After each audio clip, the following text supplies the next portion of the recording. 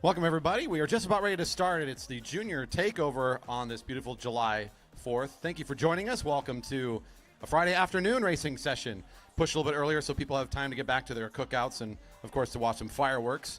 But today we are starting off by celebrating the juniors, and actually right now downfield, on the infield you can see, we'll check in with them right now and see it's a bit of a wrangling effort here to get our junior Ds all together, but they're almost ready for their chariot starts, and then the rest of this first 45 minutes or so is going to be all about the youngsters. After that, we're going to have a kilo attempt on a world record, a track record. Actually, our competitor here today tried it earlier, was just 0.02 of a second off, so you're going to want to stick around for that. And then plenty more mass start racing. We do need pushers, it looks like. Let's go down and check out the race now as our kids are coming up. This is heat, our first heat with Shurya Patel, Evan Flom, Cadence Edwards, and Nolan Chang.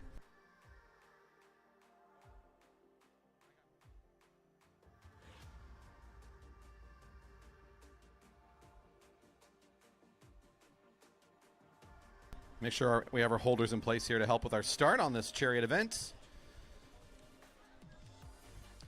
Welcome, friends and fans of the Velodrome, back to some more fun we have today. It's the Junior Takeover weekend, so again, lots of youth out here today. Getting us started here, Shurya Patel down in bib 629 in lane 1. Next door is Nolan Chang wearing bib 620. That's Cadence Edwards in bib 609. And on the far outside, Evan Flom, number 604 in this first heat. One lap around the track for our riders. Top two advance to the major final. The others will advance to a minor final. So everybody gets to ride twice. Looks like our lane 1 rider, Shurya's got a great start here. Both Edwards and, I think, Chang in position here to challenge. Oh, I'm sorry, that's going to be Evan Flom starting to accelerate. They're down the back straight, starting to catch up onto Shurya. These are our youngest riders, so junior Ds just getting their athletic career started on track bikes as competitors. And this is a fast lap here for the youngsters. Shurya in great position. Looks like he'll be able to hold on for this one. And a great effort all the way around the track. Great job for our first group of junior Ds. All riders, please exit on the back straight on the lap you finish. So they'll roll around and they'll go into the warm-up circle as a reminder. If you're out there on YouTube watching live or rewatching later, thanks for being here. Please make sure to hit the thumbs up, the subscribe button, and leave us some love while you're here. My job is to both talk to our online audience while also making sure the in-person group is being taken care of and has all the information they need. If you want to get on the live stream, you're not there right now, find it on velodrome.org/live. There's a link for today's live stream, or just head to YouTube and search JB Velodrome. Help support us and watch the action from there. You'll get some great views down on the infield and from up here, the announcing booth. Thomas Godbouten, 613 down there in lane number 1. Zach Sigay, 603 in lane 2. That's Diego Avery in lane 3, 625, and 615 is Eva Magidson. Off and away they go. One quick lap again. Top two move on to the major. Good position here from Diego Avery, our Workhouse Solutions racing rider. And looks like Eva's in position as well, trying to hold on. A little bit of a gap there opened up from the speedster Avery, pulling away from the group a bit in this qualifying round. Up next, your junior C's got to be ready to go.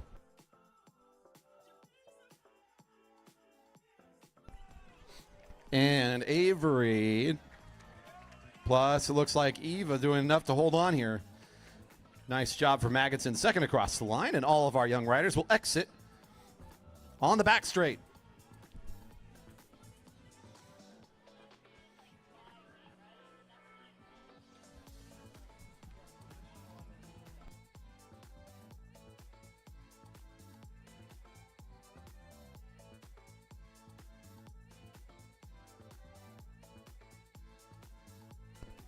Joshua Hunter, bib 605, is drawn position 1, starting down there in the sprinters lane. Next door to him is Ben Zhang, both riding for the Jerry Baker Juniors team, our local development squad. Oliver Latinsky, 627, from Team Oregon in lane 3. Need one more holder. Looks like we got the help we need. All right. Noah Barton is bib number 619 out in lane 4. Top 2 advance to a major final, others advance to the minor final.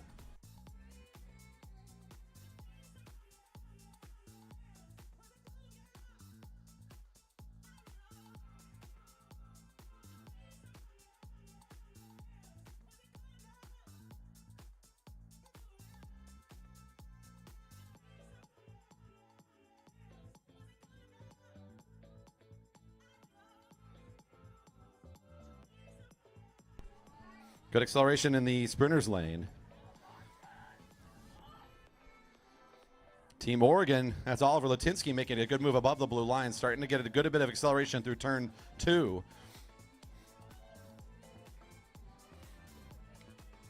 Noah Barton also in good position. They'll start to pull away, as now it looks like it's Barton Latinsky coming into the home straight in a head-to-head match around the corner. Both riders advancing to the major final.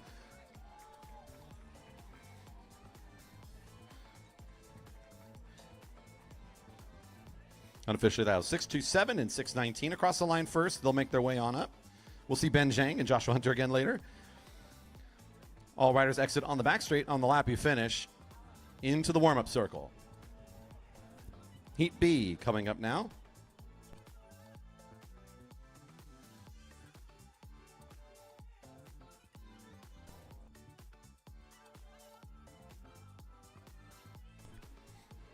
Owen Fuller down in lane 1 for the Jerry Baker Junior race team. Bib 628 right next door is Sparsh Patel for Work Health Solutions. Morty Carell's at number 623 from the Burnaby Velodrome Club in lane 3. And 624 Owen Chen for Triple Shot Cycling Club out in lane 4. And there goes Heat B, 1 to go. Slight edge there to Morty in the red on the initial jump, but down the sprinter's lane. Looks like Fuller's getting a little bit more speed into turn 2. Now here comes the return. Morty on the red bike here, or on the red jersey, really positioning nicely. Triple Shot chasing him down. Top 2 advance.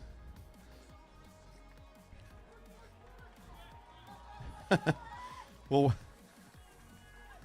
work on saving some of that effort for later. It's okay. That's part of the learning. They're racing hard. That's the best part about it.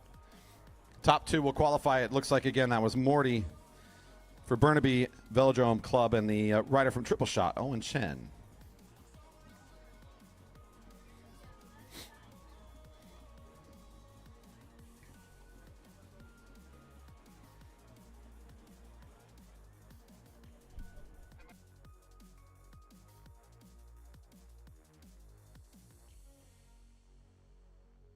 Junior D's, be ready by the podium. Junior D's, your scratches next. Be ready by the podium.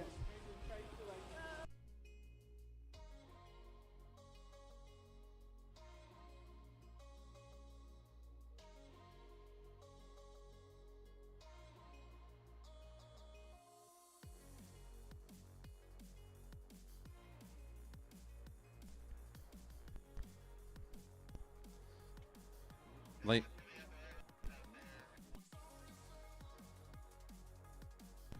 Gavin Fairbanks there in lane 2 wearing 426. 622 is Matthew Ishikawa for a Triple Shot. On the outside, we got 616 Arden Lucier for Team Epic. And one of our Jerry Baker Jr. riders there, 606 down the sprinter's lane. 611 right next door is Thomas Hunter. So our out-of-towners continuing to show really strong in this young junior category, as it's just Triple Shot leading the way once again on his wheel. Is your rider from Portland already separating themselves out. Top 2 qualify. It looks like they've already put themselves in a great position. We'll get to see a very speedy Junior C major final later on when all these riders make their way back to the line to give this another go.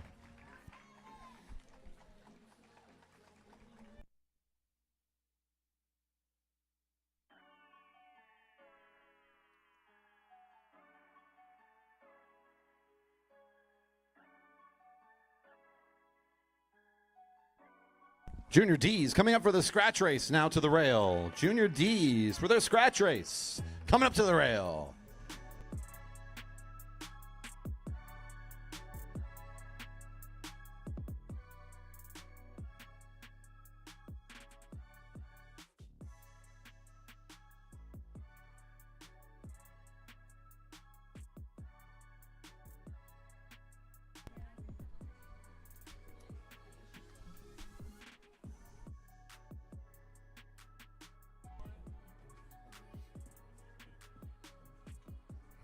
I don't have all my racing ages right in front of me, but I know this is going to be racing age 12 and under for our Junior D group. So a lot of young riders out here, as young as racing age. It looks like 8 in the group. I know of 1. So a young crew here lined up for what will be a 4-lap scratch race. Our officials are going to start it here in just a moment once we're all clipped in and ready to go.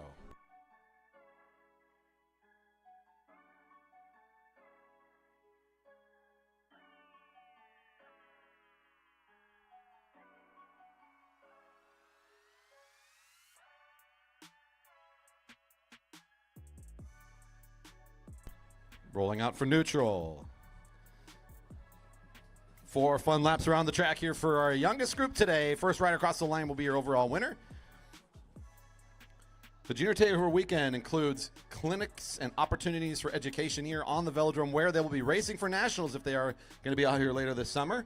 That's right, Junior Track Cycling Nationals, partnering with USA Cycling, will once again be hosted here at our velodrome for the 2nd year in a row. It makes it a pretty good deal for folks if they can make it up here for the Junior Takeover.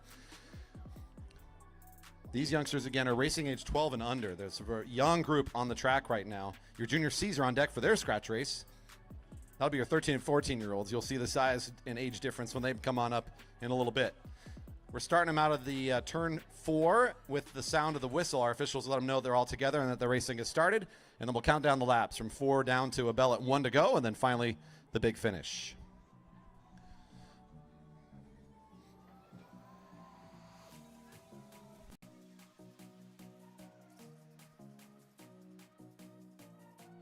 And the sound of the whistle means racing's underway. We'll get some a few times here. Put your hands together for the Junior Ds getting started on their first lap. 4 to go. With such a short race, it's go, go, go right from the beginning here. So things are already starting to get pulled apart a bit as acceleration right on the beginning of the race.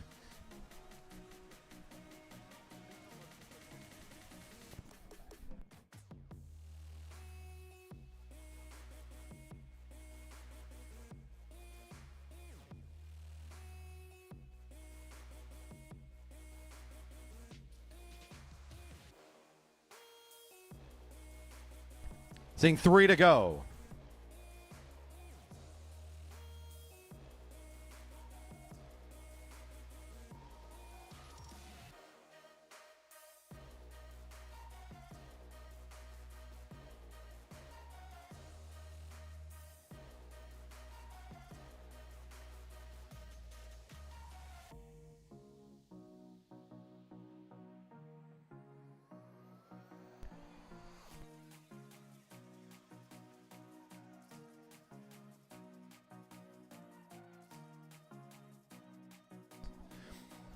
All right, coming back together again. The early aggression now kind of forming a front field here at 2 to go.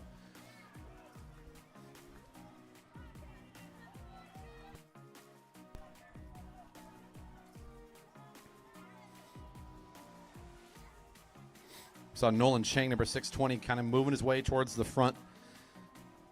Now it's Diego that I think is moving back up to take over on the lead of the lap with that group of 5. Pulling things apart a little bit for our younger riders who kind of got left off the initial sprint. But if they could survive that speed, they got back into this group of 5. And that'll be setting us up for what will be a fun little sprint here for our group of 5 after this lap. They're going to be getting the bell here in just a moment.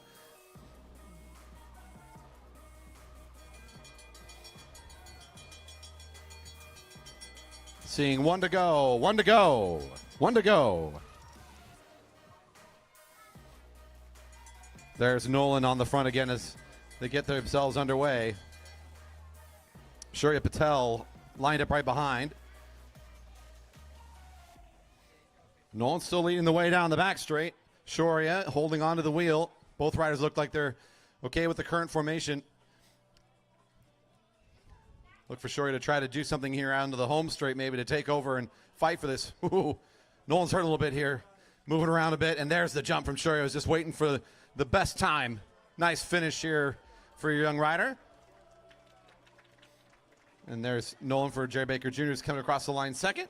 And 625 is Diego Avery for Team Fremont, as I got the update from Work Health Solutions Racing no longer.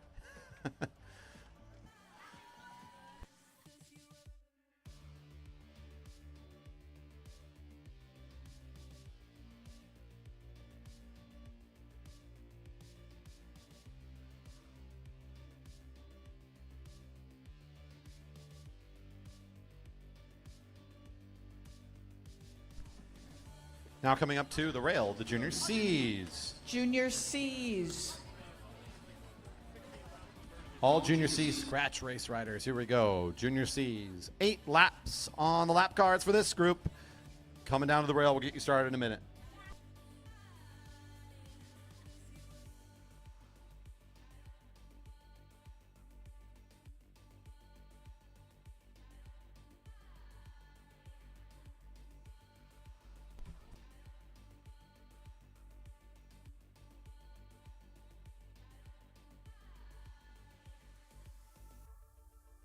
Junior C's. I think this is all of you plus a few extra.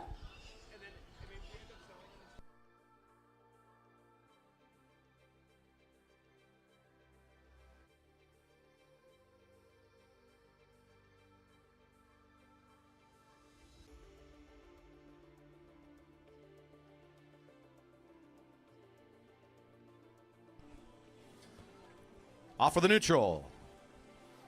Riders will get a whistle out of turn 4, then we'll start counting down the laps. 8 laps on the cards. Junior Takeover continues all throughout the weekend. Today's 4th of July schedule set mostly for you to be able to get home and back to your evening celebrations. Get our group a little bit more together here. Looks like they're figuring it out on the back straight. More racing tomorrow and Sunday. It's very junior focused over the next couple of days. Today we kind of hybrid it together. We got our youngest juniors to start, and then later on you're going to get to see some of the regular groups you'd see on a Friday night race.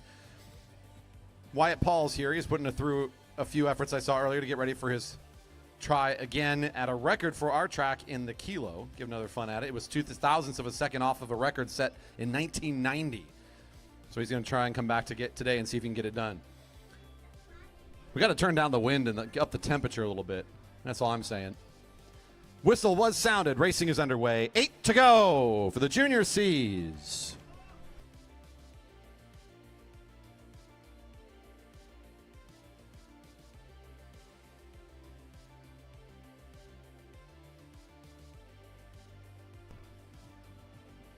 Matthew Ishikawa doing the first pull for the group here. Whenever you see the kind of the green and white combination, you're seeing triple shot cycling, and they're from up north in the British Columbia area, off of, I believe, off of the island, Victoria Island, with our group coming together here onto the home straight. Riders still all together at 7 to go. The black and blue is the local host team, our Jerry Baker Juniors. There are going to be a lot of parents and volunteers around here this weekend, of course, from our local race team, making sure everybody is feeling well supported here during their stay. That was Ben Zhang at the front for a moment, one of many of our riders from the Jerry Baker team here. And because this is all about safety, juniors, you need to look before you move. Juniors, look before you move. That is a lot of you. We were just talking about that up here on the deck. This is a big field of young riders. There's a lot of movement, too. You need to look before you move, juniors. Safety is way more important than this race. Look before you move. Watch for overlapping down there in the sprinters lane, too. Be aware of your surroundings, everybody. Big group rolling together here today. Especially when we're going slow. It's really important that these riders be very attentive. And what great experience for these riders. If you go just about anywhere else in the country at any time, including our own velodrome, it's tough to get 13 and 14-year-olds, this many of them in one place to compete. So part of the Junior Takeover is getting that opportunity to really simulate what it's like to be in a nationals field. You got to love the field above the blue line tactic. They want to race a 9-lap race. They're going to try to manufacture it here a little bit. We're allowed to tease just a little bit. That's part of the fun. 5 to go. No one's really sure here who's going to be doing the work yet. You can see a lot of eyes looking around, trying to see what to do. Everybody's riding above the blue line, even though they're all just in follow formation. Since that's just kind of a bit more comfortable place to be, it feels like you can go anywhere. You're a little high on the track. You got room left and right. Arden Lucier from Team Epic has now taken the lead spot. Epic short for the East Portland Youth Cycling Team. Regular friends and competitors here at the velodrome for us in the past couple of seasons. I feel kind of respecting Lucier. We did see in the qualifying rounds he was one of the speedsters to qualify for the major, so you'd have to figure that that's a good skill set to bring to a scratch, but will likely come down to a bunch sprint after 4 more laps of rolling around above the blue line like this.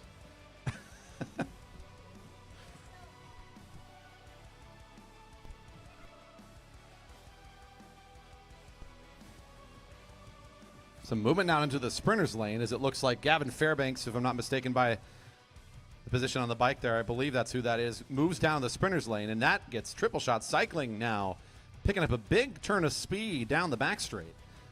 Come around on the home side. It is going to be one of our riders from British Columbia taking over at 3 to go. I believe it's Ishikawa again. 627 in pursuit is Oliver Latinsky. We saw the rider in the qualifying round for the chariot was very powerful. And we'll try to do it again here. A big turn of speed for Latinsky, who now takes over at the front, and a chase of 3 brings themselves up to the leader's position. There's Lucier again for Team Epic. I think Fairbanks in the red helmet is nearly up there. But the front of the race at 2 to go is Latinsky now on the move. Ishikawa and Lucier in a little pack of 2. There's a group of 3 right behind them, but they're all sitting up at the blue line. A little tired trying to hold on to the speed at the front. And then here in turn 1 is the rest of our field. A couple of the green and white jerseys from Triple Shot is my best guess there. Is a couple of those riders doing some work at the front to get it back together. Come back to our leader coming out of turn 4 now in the home straight, front of the race. Getting the bell. 1 to go for Latinsky. 1 to go. Bell also ringing for our chase of 3. Ishikawa looking down at the front wheel in that pain zone, just trying to keep the pace high. A couple of riders chasing.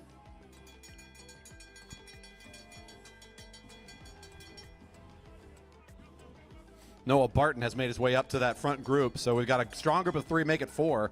Looking in turn 3. That'll be an interesting sprint for second. Latinsky will get the nod as your victor here in our scratch race. Rolling away from the rest of the crowd, and here comes the sprint for second out of this group. Ooh, it's a good one. Team Epic in good position here. Oh, no. I think our rider out in lane 3, 619, was making a good move. Not quite enough time to get there, though. I think second overall is going to go to Lucier from Team Epic. And I think Noah Barton, that rider out in lane 3, should find third place overall if my eyes do not deceive me. And we're exiting on the back straight. Hard for our Canadians. Oh, yeah. Let's try to get more value out of their time here. Chariot finals are coming up. Junior Ds. We're going to go minor and then major for our groups. This is probably also a good time to start staging our Kiddie Kilo. So Kiddie Kilo rides, your staging is behind the bleachers.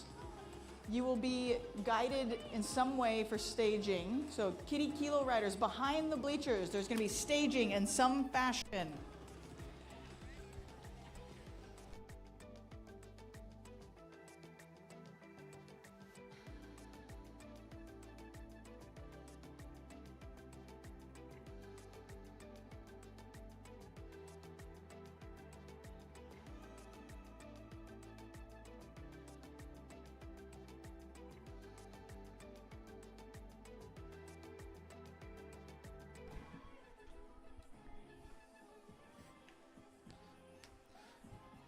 Your minor final for the Junior Ds, our youngest group here today.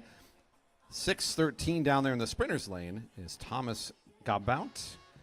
In lane 2 next door, Cadence Edwards, bib 609. 620 is Nolan Chang in lane 3. Now on the outside edge, number 603, Zach Segay. One fast lap around the track, and their last lap today of racing before they'll be all wrapped up. Everybody gets one more chariot final in this session.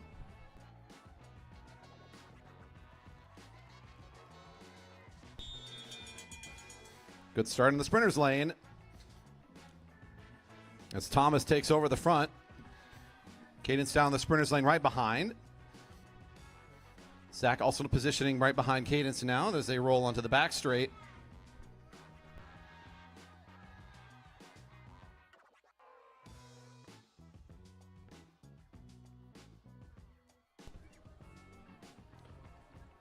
It's still Thomas on the front all the way around.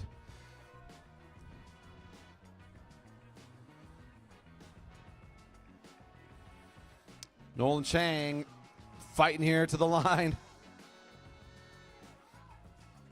And in your minor final, it looks like it's Thomas all the way around the track from the front.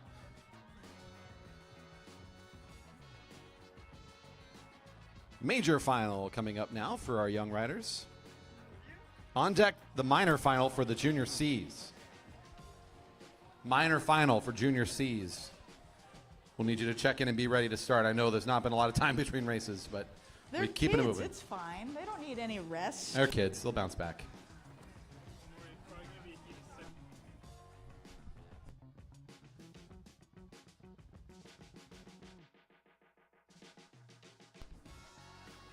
Eva Magidson down in lane number 1, bearing 615. 625 next door is Diego Avery. There's Shoy Patel, 629. And 604, Evan Flom on the outside. And off we go, 1 to go. Magidson in the sprinter's lane gets a pretty good jump. We've seen the sprinter's lane get a nice advantage to start most of these sprints. Ooh, this looks a little more lined up here as Magidson's got the tough job of trying to hold off these two speedsters right behind her.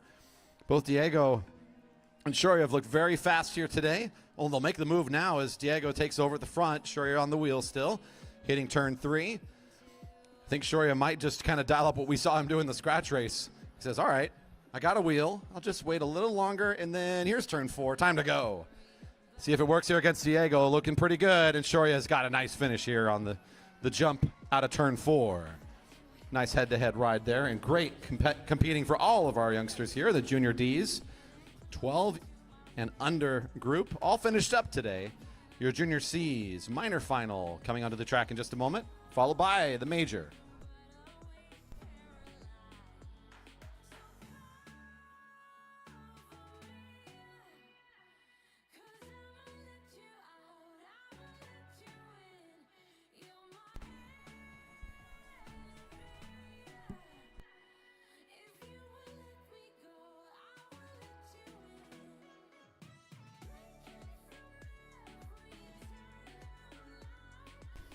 Kiddie Kilo staging ongoing right now. Just be ready after these next 2 chariot races. We're going to start the Kiddie Kilo. So if you have not yet made your way over for staging, make sure the helmet's on. You got the numbers. You ready to race in the Kiddie Kilo. Coming up after these next 2 chariots are all wrapped up. Kiddie Kilo riders.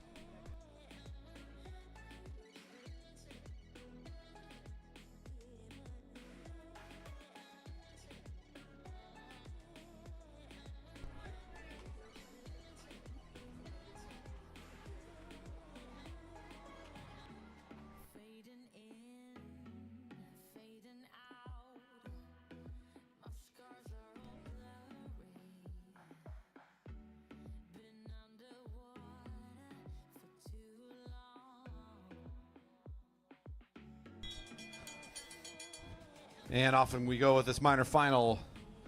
Once again, the sprinter's lane takes early advantage. Thomas Hunter, number 611. Gavin Fairbanks on the wheel. After the C final, we're going to have a junior woman chariot final as well. That's right, we got 3 finals to go. I forgot our addition there on the program. I apologize. Rounding the corner, Fairbanks in good position, takes over at the front. Gavin on the home straight, looking around, making sure he's good. Whoa, nice speed from the middle of the field there from one of our Jerry Bay Junior riders. 6:02 is Ben Zhang, was making a quick catch there. Just didn't quite get started soon enough or couldn't find the lane he needed early enough to challenge. It'll be Fairbanks out of the minor final. Nice job for our riders. Exit, please, on the back straight. And your last lap here for the Junior C Major Final. We got 1 to go on this one, on this quick race. And then we are going to put all of our junior women together into a final after this. Then we'll get that Kiddie Kilo started. So 2 more chariots now. Kiddie Kilo riders, stand by.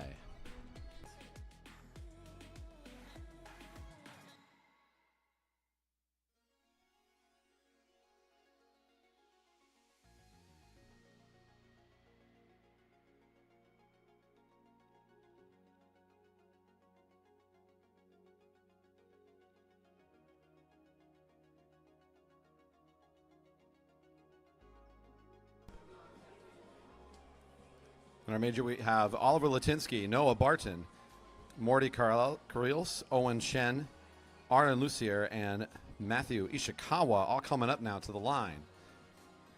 It's like Lucier, the rider that drew position number 1 down there in the sprinter's lane. Next door is Morty in the red with the black and red mixed helmet. Latinsky in lane 3. 2 riders from Triple Shot. 624 is in lane 4. That's Owen Chen.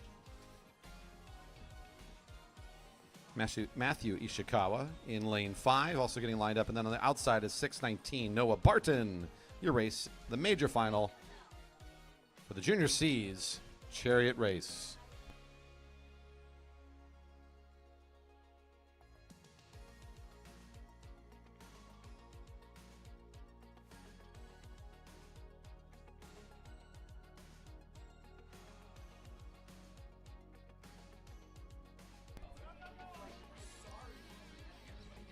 Good turn for Latinsky here at the blue line up against our rider in red, Morty, side by side all the way down the back straight.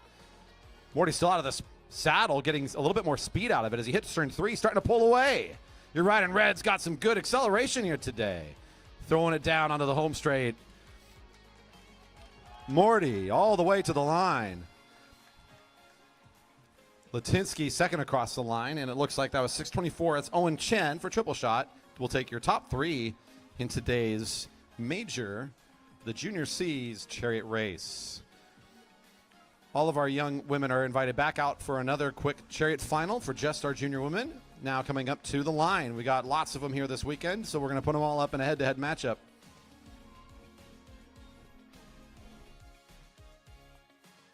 And once again, our Kiddie Kilo is next, so you should be back at staging. We'll be doing your races here in a second.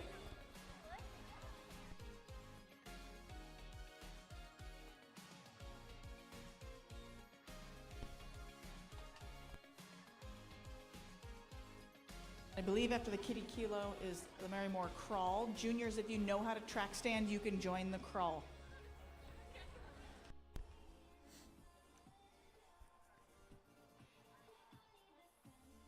Maya Reddy, Sophia Avery, Fiona Spiegel, Lucy McClintock, Hazel Baker. Our group's getting the go-ahead here and final check-in. We'll send them on their way.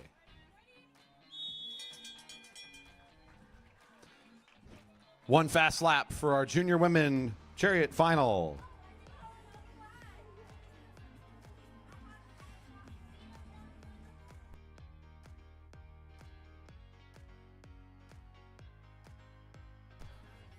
Big attack down this back straight here. Great acceleration out of turn 2. Full out speed and separating herself nicely from the rest of the field.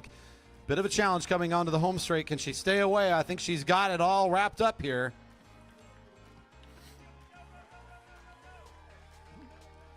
Got out to an early lead and just held on to it. Triple Shot's going to be happy with that result. It looked like Sophia, 626, was in nice pursuit. Just couldn't quite accelerate it quick enough at the beginning. Nice catch there. Almost made it in time to get up to the front. And a great competition there for our junior women in today's chariot race. Kiddie Kilo is coming out onto the track here. Right now, we need our first group of Kiddie Kilo riders to make their way onto the track. Tyson Danielson's checking in and giving Gavin some love. Let's go, Gavin, he says. Having fun watching our racers. Good to hear from Tyson out there. One of our frequent flyers and competitors at the track. Coach and supporter for our Jerry Baker Juniors. Our program continues. Kiddie Kilo coming on track now. Podiums for the juniors will be happening soon. Cat 4 rollout. We're going to start calling you here during the Kilo, I believe, at some point. I'll get the go-ahead if we're ready to do it. I'll start calling for people. After our podiums for the junior C's and D's are done, White Paul is going to come out here for a Kilo track record attempt today. Then the Cat 4 men's scratch race will be coming up.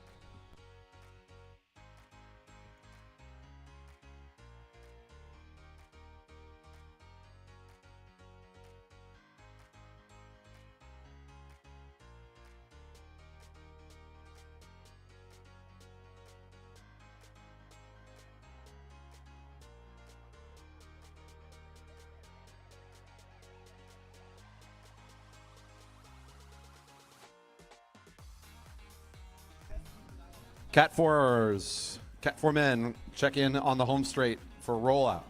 Cat 4 men can now check in on the home straight for rollout procedure.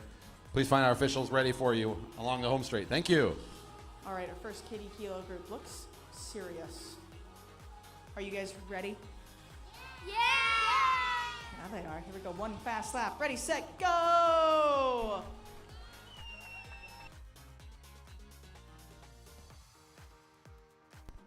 And off they go for a fun lap around the track here. Happy 4th to you and yours. Glad to be here a little earlier than a normal Friday night racing program.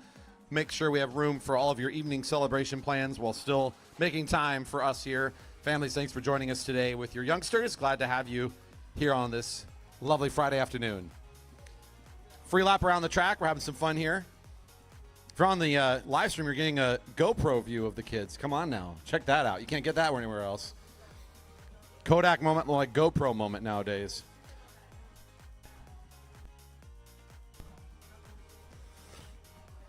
You want to check out the live stream yourself, velodrome.org/live has got a link. Just scroll down a little bit there on your smart device, and you can start playing it now, or head to YouTube app and search JB Velodrome. You'll find us there. While you're there, hit the thumbs up and the subscribe button so you can participate in the live chat and support us, making more content like this in the future. Your youngsters making their way around the Kiddie Kilo. Big smile on their faces. I think she led the way around. I think she's proud of herself there. Nicely done to all the first riders here in this group.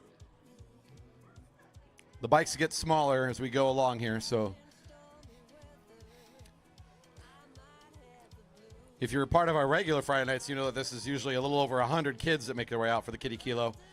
The change in time and, of course, travel plans, not our normal numbers, but, man, it's still good to see so many people make it out on a Friday afternoon and join us for this. Still plenty of our community's young riders out here for the fun.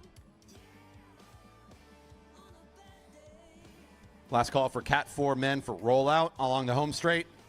Any riders in the Cat 4 men field, if you have not checked in yet for rollout, you need to make your way to the home straight and confirm your gearing. Cat 4 men, all riders in that field, make sure you've checked in for rollout. Thank you.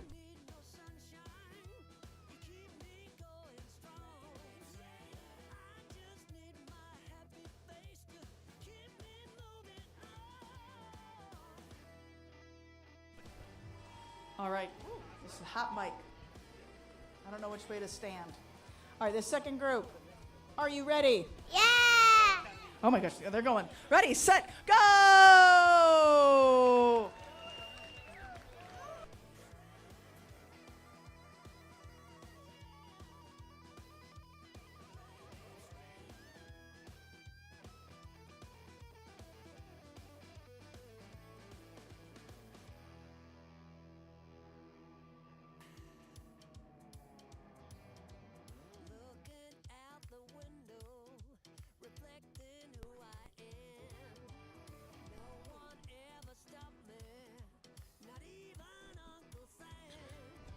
Look at the little ones go. They're all over the velodrome here today.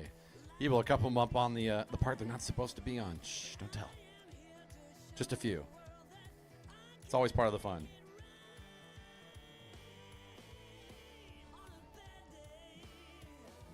Junior C/D podiums are upcoming. Once again, last call, I saw a few more juniors rushing their way over. Cat 4s. If you're racing a Cat 4 today, you must complete rollout. Whoa, look at these speedsters. Yeah. They're looking just as fast as the older kids. My goodness. All right, we're still looking for Jack Donahue, Gavin Fairbanks, Chad Brothers. I don't think he checked in. Alexandra Dinux. And I think that's it. You need to roll out.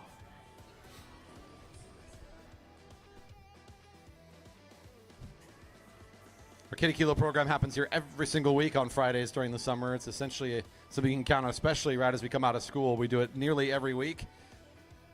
Alex, you're fine. Part of our regular junior program that we do here to get kids out on their bike and enjoying the velodrome. My favorite part is just remind us that bike riding is supposed to be fun. Many of them come rolling through with the biggest smiles on their faces. Fun to have our families join us to be a part of this event.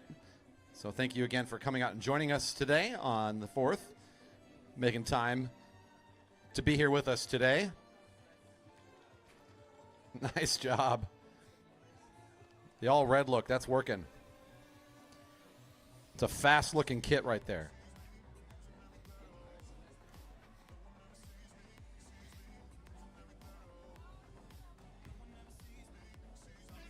Looks like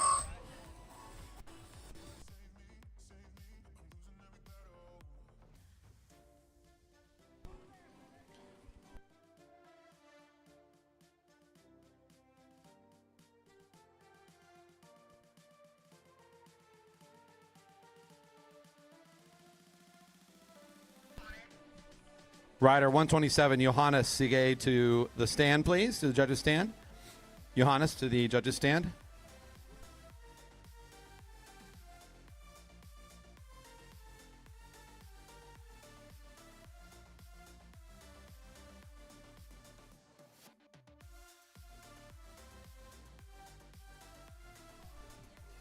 Junior C's and Junior D's, don't go anywhere just yet. Keep the kit ready to go. Podium pictures coming up. You're going to want to look your best for that. Podium's upcoming after the Kiddie Kilo is finished up. We'll need a moment to make sure that timing is working. We'll be getting that set up during the podiums, I'm sure, and then we'll get ready for Pyatt Paul, who's coming out here for a kilo track record attempt. Then the Cat 4 men for their first race today. all right. Woo. All right, we got a couple more Kiddie Kilo riders. After this, we are going to do a top 3 for our juniors, as well as we're going to start staging for our Marymoor Crawl. All right, let's get our one push biker. We're going to go nuts for this kid. Normally, this is like 20, 30 riders.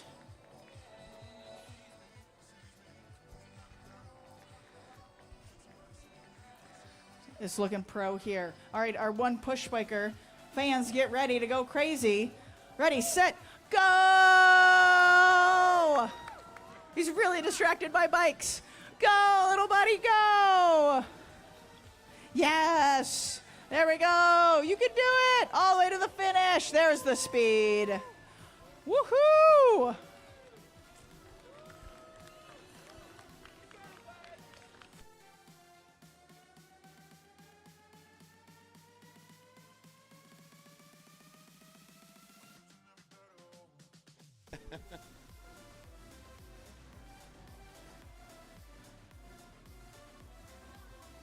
Just needs a little help on which way to go. It's so fast, you can barely tell which way is left and right. It makes sense. There we go. Nice job. All right, families, all of our kids, you can start gathering your things and making your way back off out of the velodrome. You may exit wherever's best for you.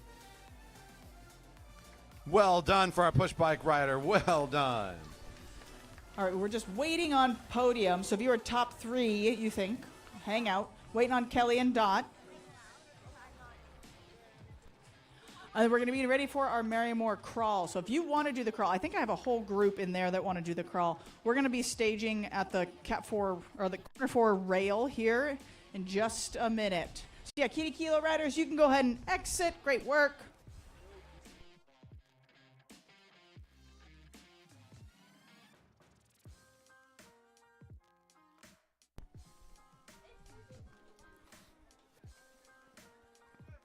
One more round of applause for all of our Kiddie Kilo riders today and our families for joining us. Thank you very much.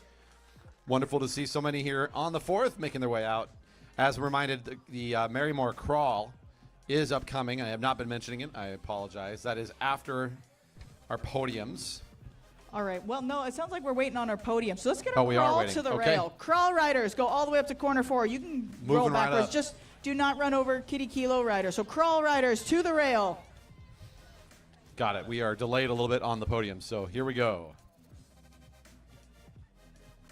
Anybody wants to race the crawl, come on over. We'll start staging it now. Anybody who wants to race the crawl, we're staging it now. Come on over.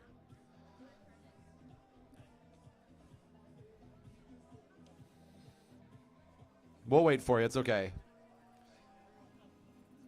We just announced it. Thank you for your hustle. There's a bunch of it's like looking at an anthill that just got disturbed over there where the juniors are all hanging out. Someone stepped on it and they're all coming out of there. Whoa! Rushing to grab their bikes. Although I don't see anthills usually running out to grab their bikes. But staging in corner 4 for the crawl. Staging in corner 4. Okay, that makes sense. They're taking their victory lap. That's okay. Yeah, that We're not in a works. super rush. We still got time. The locals are going to get a better position, though. And this is multitasking. People rolling around, please don't hit Eric. He's taping the backstretch. Please do not hit Eric. Multitasking here.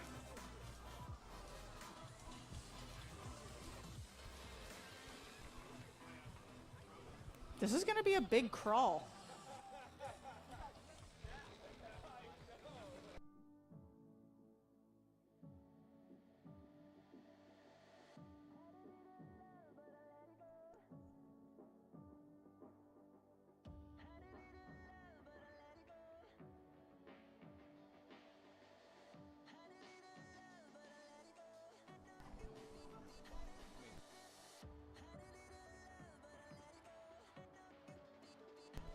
All right, the crawl just about ready to start. The slowest lap in track racing about to get underway. Our local specialty known as the Marymoor Crawl, because yes, started right here at our facility. Yeah, this is a historic year for us, 50 years of operation. So this is a good part of our history, as this race has been always a fan favorite. Big events, we almost always make sure to include it in there. Riders are going to not be told how long they have before a bell will ring.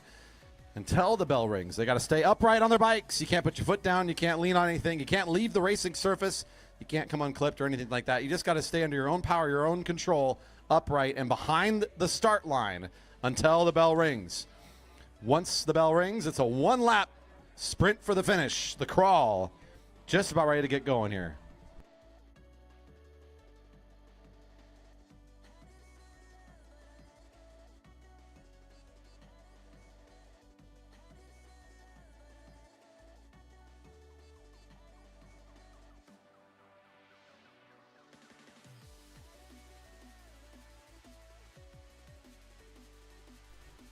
Yeah, if you're showing up this late, you got to come to the front. You got to prove you can track stand. Get to the front.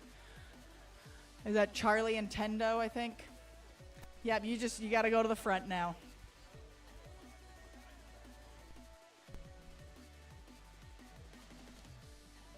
Or just buddy up with somebody.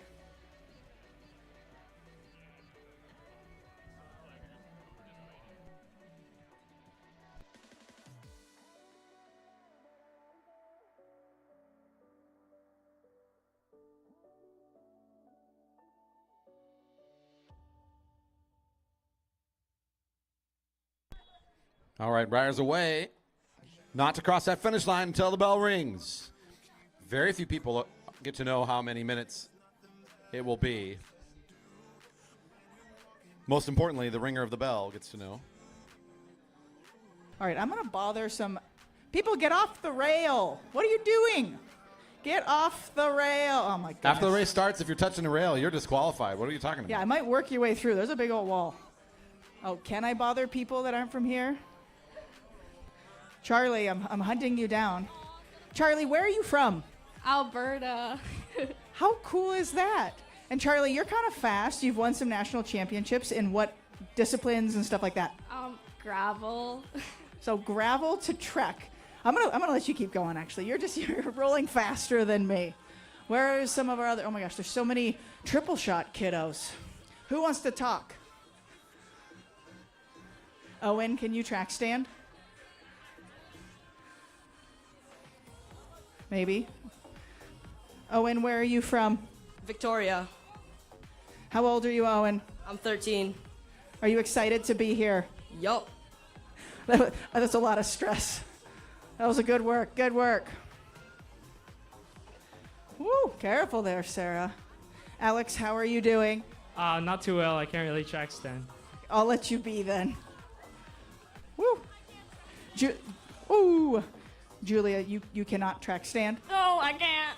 You just got to ride really, really slow. Yep, Kat, don't get run over. We have a few brave adults in here still. Josh, how we doing? Not well. You ready to run over some juniors? Yes. Just got to make sure you dodge them correctly. Okay, we have our national championship jerseys still in this race. They also happen to be the national crawl champions. JC, how you doing today? I'm doing pretty good. Yeah. Are you looking forward to this crawl?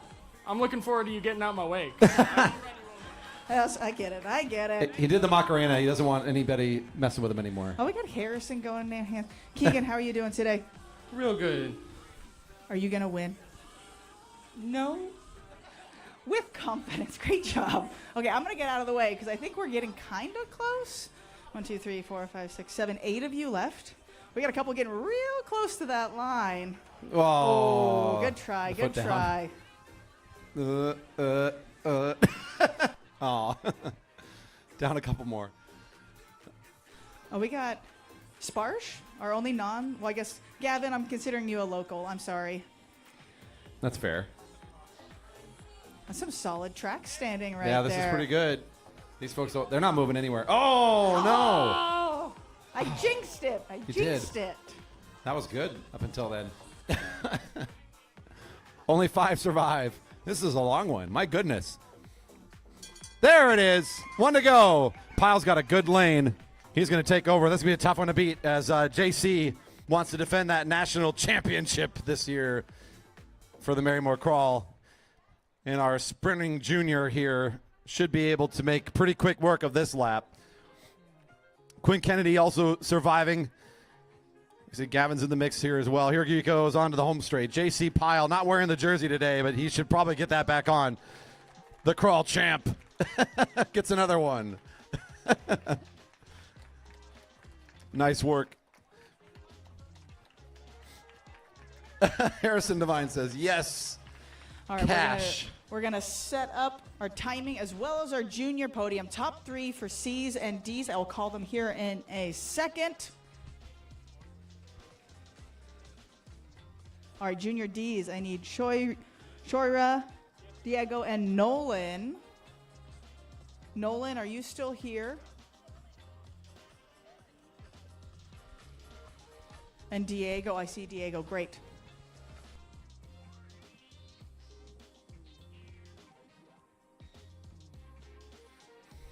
While this is going down, I know he's out there somewhere. Serge, thank you for yet another big live donation.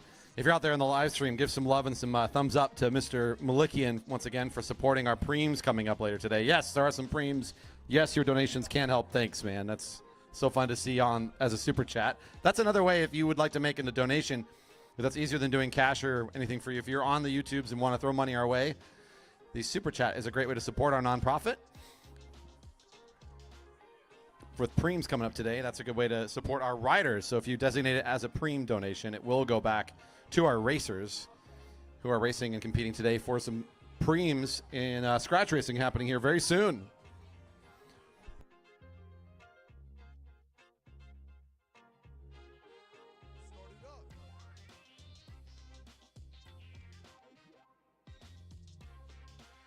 And for our junior C's, I'm looking for someone. Okay, I think you guys are good. If your parents are, you're just standing up there. I don't know. I'm looking for Oliver, Morty, and Arden for our junior C's. Oliver, Morty, and Arden. Let's get you on the podium. And we're going to get everything all set for our kilo track record attempt.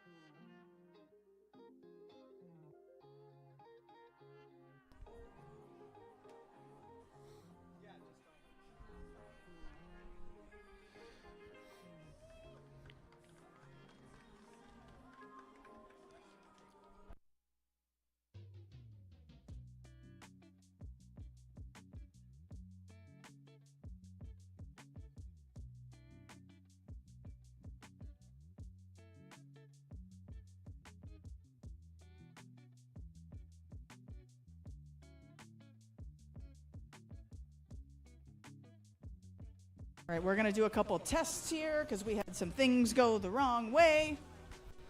So just give us a second. Corey, can you talk about this record at all? Go on the Discord. There's a bunch of chat there.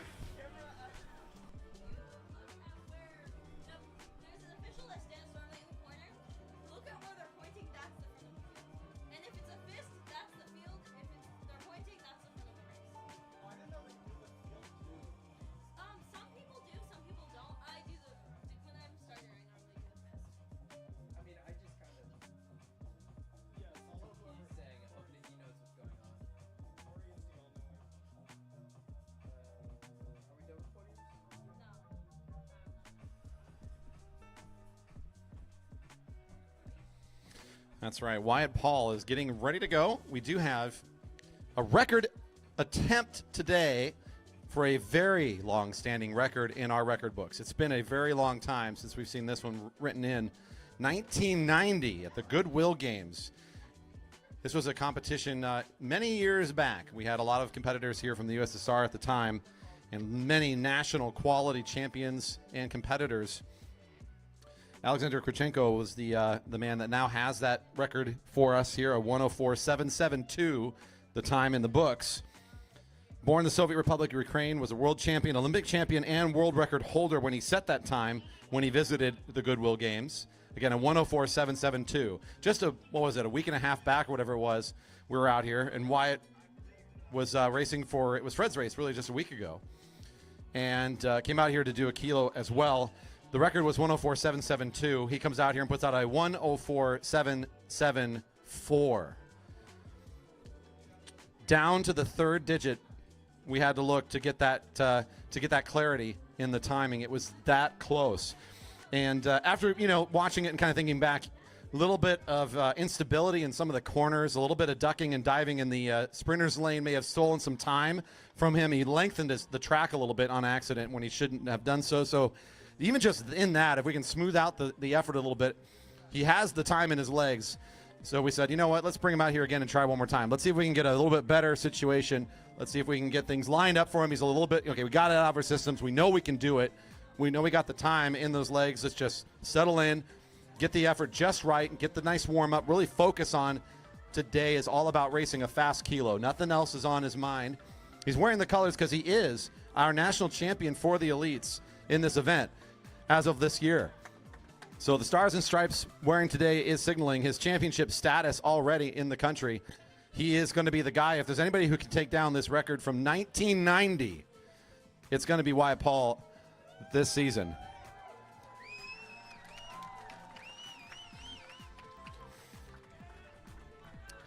Now the kilo, only a couple times around this track. It's not very long. You only get to see him a few times going around here. So as he goes by, you're going to want to stomp and cheer and make some noise to help him out. I'm going to have the mic here to make sure the start is nice and clean for our rider. Lucy, go to the pursuit line on the back. Go up to the red. Closer. Middle of the track. Middle of the track. Middle of the track. There we There he go. goes. 2.5 laps. So yes, it's going to be weird. He's going to finish on the back.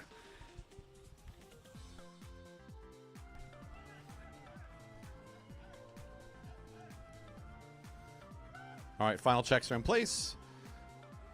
Making sure our bells on the opposite side are ready to go, as that's where our timing will be taken, is opposite us on the home side here. So stand by for our start.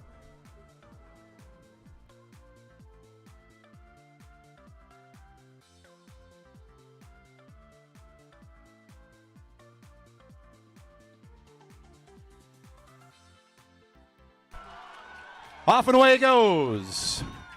A kilometer of top speed from our national champ for the elites at our local track. This is an event that requires incredible power, as it's a really fast event.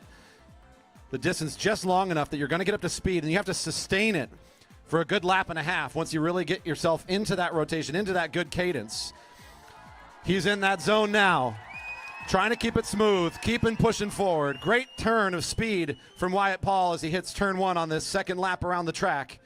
He will be getting the bell. His final 400 meters. Looking much smoother today than when we saw him just a week ago. The cornering in particular looking a little bit more measured today than we saw before. The top part of the kilo coming up the final 200 meters. Half lap to go. Wyatt Paul now seeking this out. looking very smooth. The toughest part of the event is this final few seconds.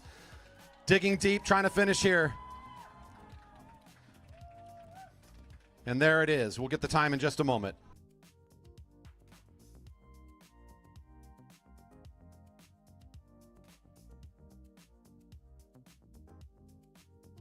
Put your hands together one way or another for our national champ. We'll get the time shortly, Wyatt.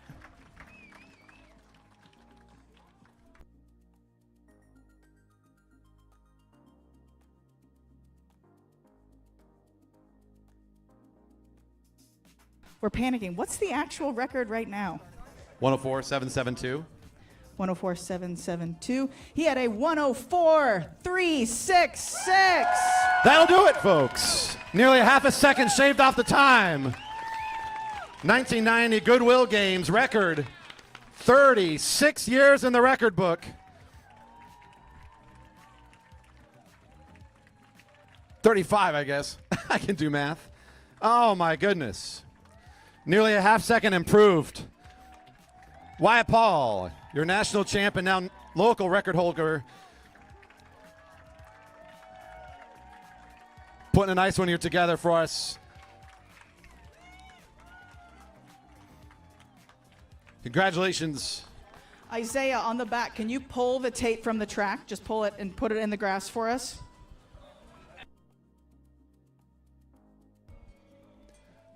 Wow, 104th. 772 of 1990, finally going down today. 104, was it a 104.3, I believe is the number I heard. That is just incredible. That's not even a close one. That's a significant improvement on a strong record that was already here. Well done. Exciting to see that here for the home crowd and everybody that's out there. Shout out for another one of our super fans here, throwing in $50 for the Cat 3 Men Preems. Thank you, thank you, thank you. Lal Bubs, who's here most of the time watching.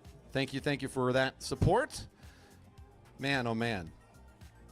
We're going to get the a few things set up here, moving the start gates a little bit out of the way, I believe. So we're going to throw the gate open. Thank you for helping us. Cat 4 Man on standby for just a little bit longer. You saw it here, folks. You saw a record go down. We've seen the juniors competing, so we've got the future of sport here at the Velodrome. We've got the elite national champ showing us what top speed looks like in a kilometer event such as that. And up next, we get to see our Cat 4 Men, our first mass start racing for some of our adults, and our juniors will be in here as well. Scratch race with Preems coming up.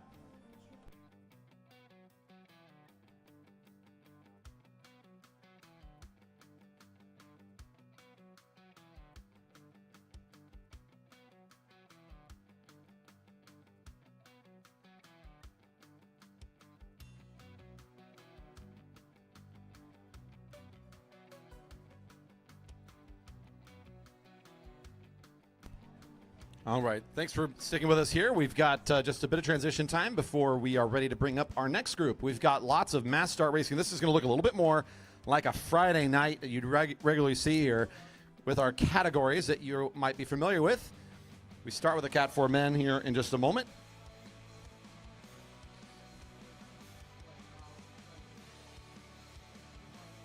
After this, we have the Cat 1-2 Men.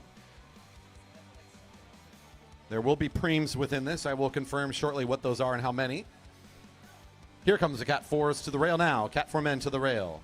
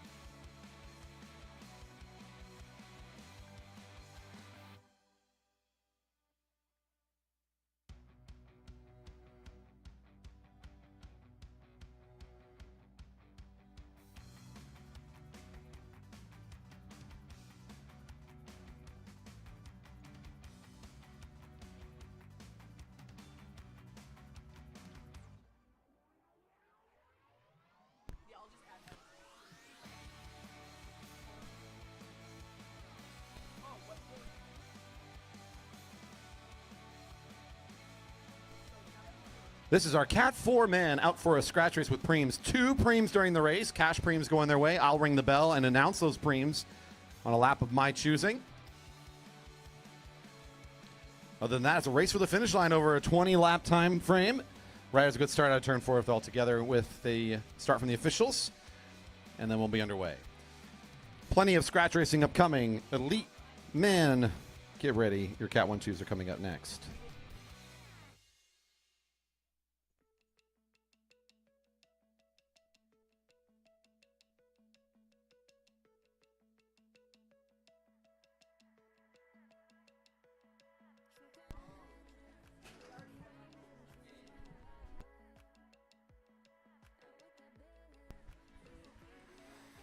And off we go. We're on our very first lap.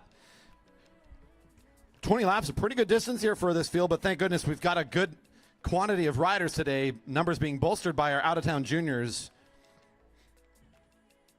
Zachary Simon of Coalition, relatively local rider, starting things off here.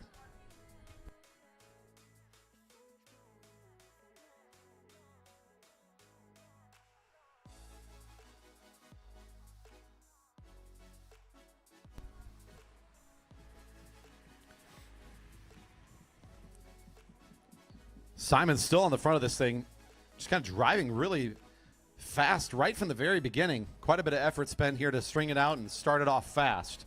We'll see if this pays off for the rider from Coalition. He's not interested in keeping this slow for sure. Part of this is when you have a big group of these riders and so many unknowns, might as well just make it hard right away. Might be the thinking here is just to kind of start to separate out this field, make it tough right from the get-go.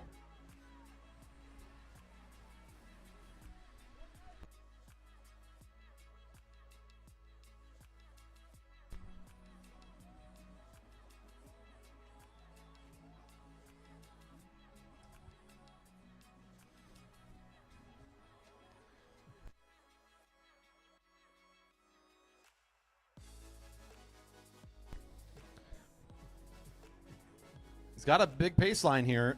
Still taking all of the work, though. It's 17 to go. Gavin Fairbanks right behind him. As is Jared Elog, number 416, the rider in blue and red, who now moves up in position a little bit as Fairbanks will fall off the pace just a bit.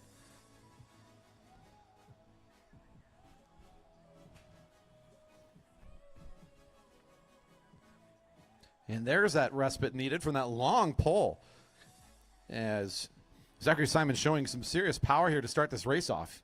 He'll move up and back several positions. There's 416 who's taking the front for just a moment. Elog now coming back towards the back of the group. You have this separation here. We have what looks to be really 2 fields. We've got the lead group on the back straight and working together over here in turn 2.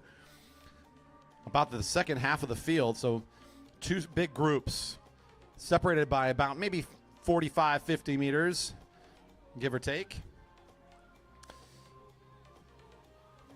So he was leading the lap here at 15 to go. We've got number 422, Tony Miller.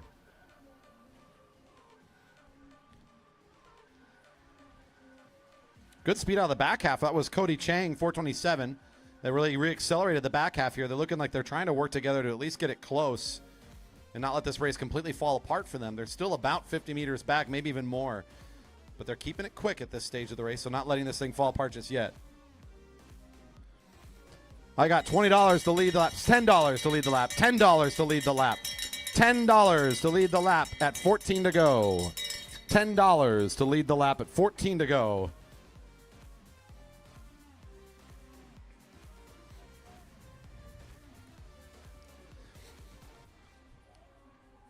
Got enough of you out there viewing and enjoying the show. If you didn't like seeing Wyatt Paul break that record, I don't know what you're doing. You should probably hit that thumbs up and the subscribe button if you haven't already done so. Show some love for our programs here at the Velodrome and for Wyatt for his great racing today. Look at this here. We got a $10 preem for 416. That's Jared coming across the line, picking up the prize.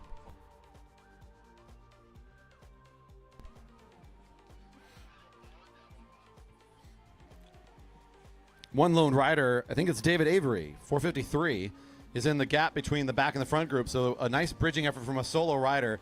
Already halfway up here between the back and the front group. So Avery showing some great fortitude here.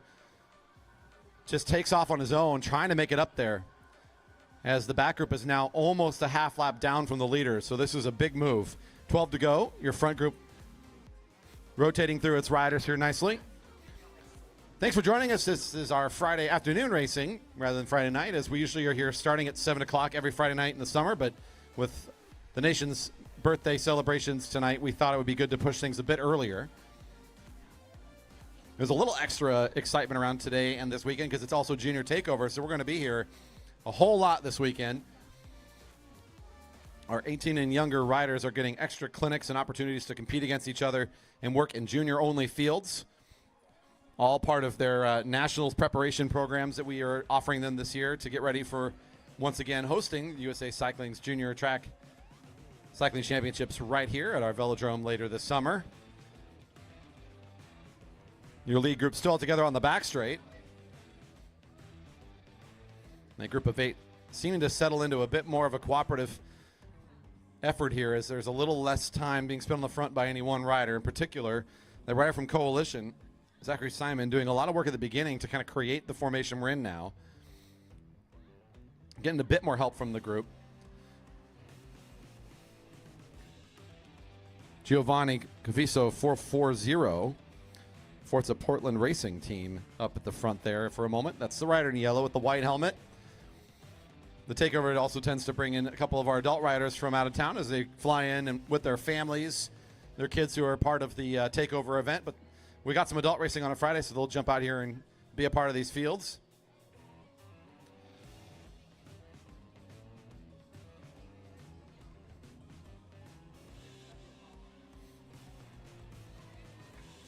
Nine to go. Zachary Simon back on the lead of the lap.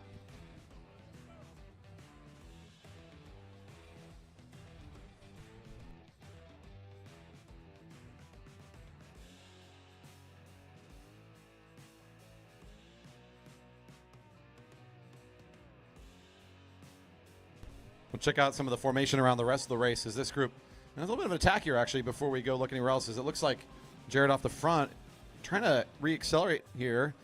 It puts just a little bit of separation between him and the rest of the field at 8 to go. We have one rider still in the chase. This is going to be Avery. David Avery, number 453. Made the move earlier saying, I got to get out there and try to close this distance down. Has not made it yet, but working it the hard way right now around the track. Here's a group of Jerry Baker Juniors, about a half lap down, working hard and working together. Maxim Smegley was on the front there for just a moment, and a couple more pursuant riders right there just behind the group of 3. Rest of our chasing riders coming into view now, and back to the leaders on the home straight, seeing 7 to go.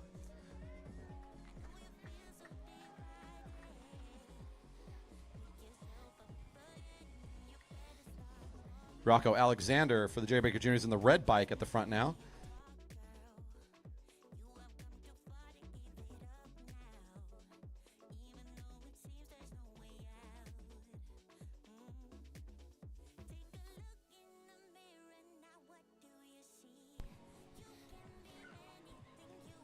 Rider up high there along the rail, looking to come back in as they go down the lap here.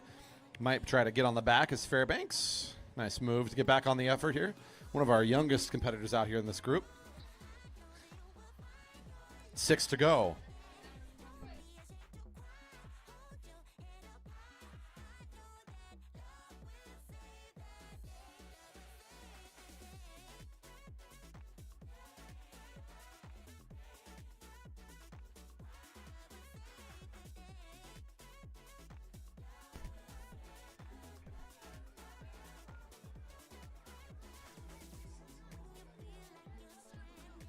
Leaders coming, so get encouraged to move up. They'll do just that. Nicely done. So leaders will catch underneath. Some of our riders going down the lap here. Well navigated at 5 to go. Your lead group has fizzled down a little bit as there's just now 6 on the back straight there.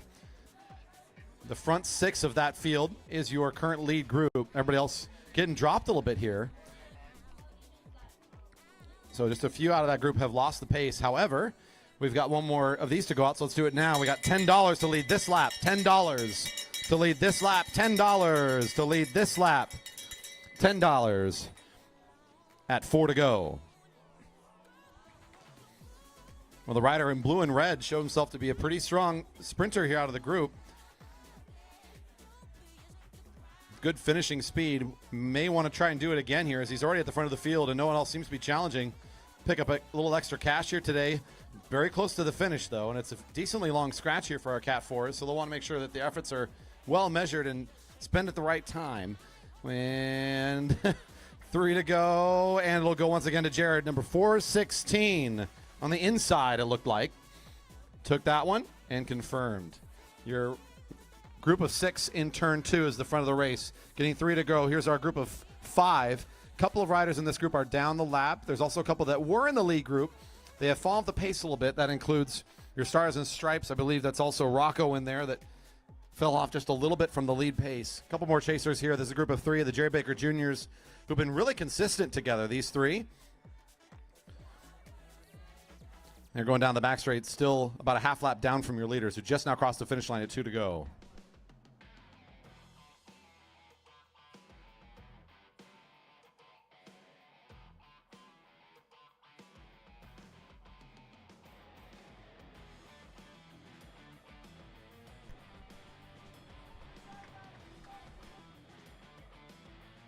Two to go. 2 to go for these riders coming across the finish line now. Your leaders will be seeing 1 to go. 1 to go to the leaders. 1 to go.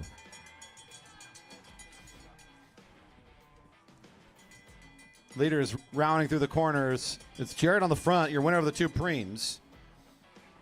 Now the bound the back straight. It's everybody fighting for this finish. Giovanni Cafiso, the rider in yellow, in a good position up high right now, but out in the wind, not benefiting from the slipstream of the rest of this group. Here comes your rider from Coalition, Zachary Simon with the strong start. Can he get the strong finish? He will get the big finish here as well. Down the sprinter's lane, 452. In great position was Tim Wang, who also gets a nice finish here today.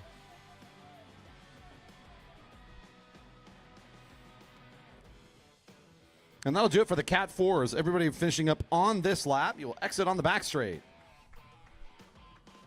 Into the warm-up circle on the back straight, please. Nice. Oh, a good sprint here for the juniors at the end, too. Excellent. Javi there on the front for his group of 3 teammates. Riders, please exit on the back straight into the warm-up circle.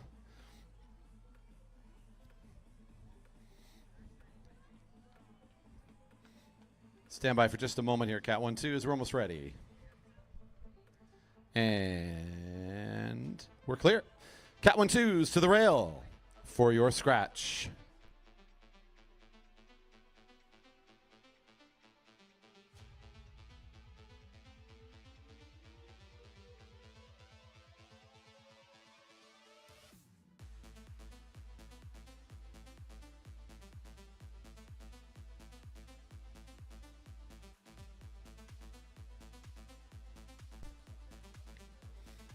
One, 2 men, I got 2 preems, 2 cash preems during the race. I'll ring the bell for both from here on the deck, letting you know that the cash is on the next lap. 2 cash preems.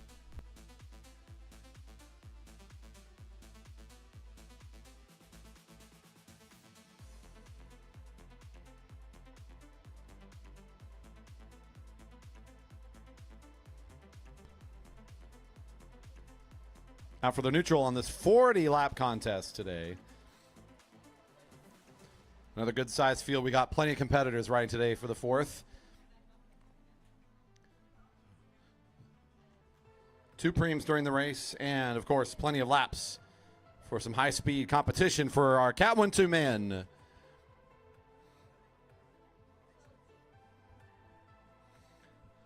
The distance that we ride very frequently. This is the 10-mile scratch, we call it.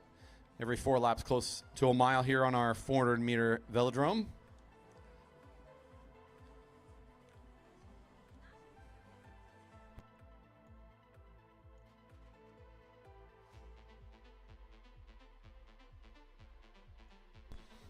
And sound of the whistle means racing's underway. 40 to go.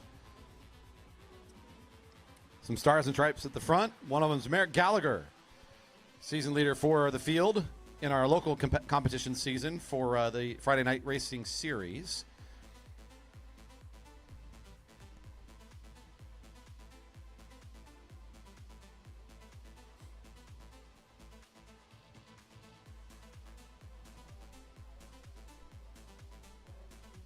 Quick speed here on the early portion of this race as well. Already single file and race set go. Harrison Devine, number 128, at the front for just a moment, has become quite the big factor and a competitor here at the Velodrome in 2025. We'll look out for him in this field quite a bit. Andy Baker at the lead of the group right now. There's Gallagher again just for a flash, as several riders will peel off at this fast speed. 38 to go. That's Andy Lynch, number 154.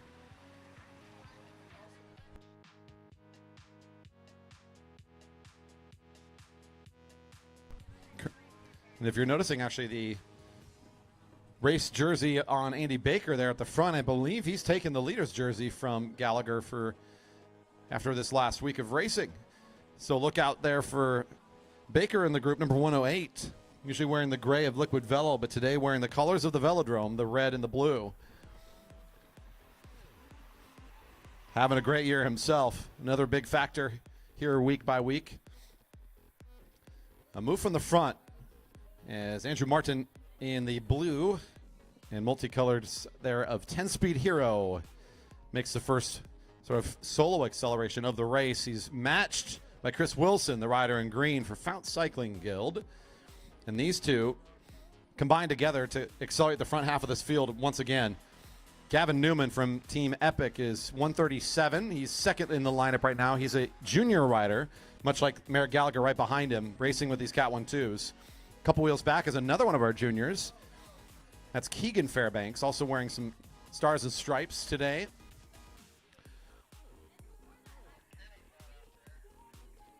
Quinn Kennedy is also here today, racing for ACT in position 2, right behind Harrison Devine, who's back on the front at 35 to go. This is a strong break. Ludo Max makes his way into it. This is going to really encourage some of the riders in this field to push things along. It looks like that's Mike Darlene, wearing some championship colors himself, number 135. Did some work to help re-accelerate the field.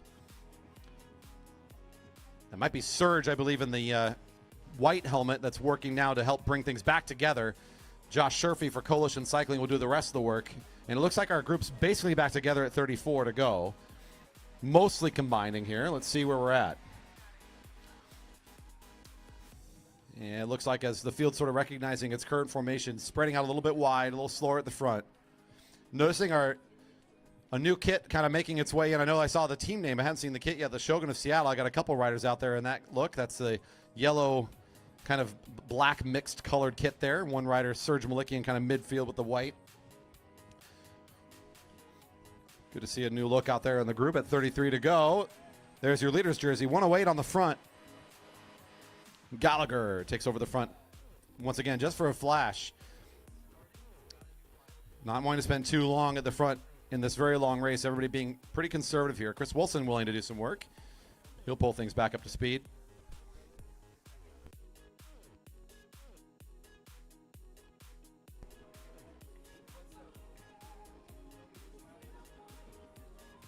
.32 laps remaining. Baker looking around to see if there's anybody following his wheel. He's okay if there's no one there. Devine starting to move in a little bit on the rear wheel now as Gallagher, Sherfy, and Gavin Newman make up a group of 5 off the front. Nolan Adams comes out of the middle of the group and also tries to bridge up to the front. That might just be one too many riders for the field to feel comfortable about it at 31 to go.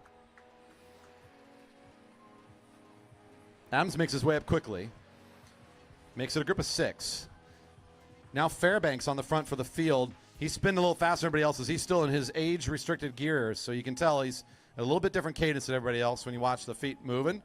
He'll slot his way back about 6 or so positions as he gets things going. Andrew Martin, Quinn Kennedy up at the front. They're going to try to finish this if they can. I got $20 to lead the lap right now. $20 to lead the lap right now. $20 to lead the lap. $20 to lead the lap. whenever you ring the bell, the kids in particular are going to start fighting over that money.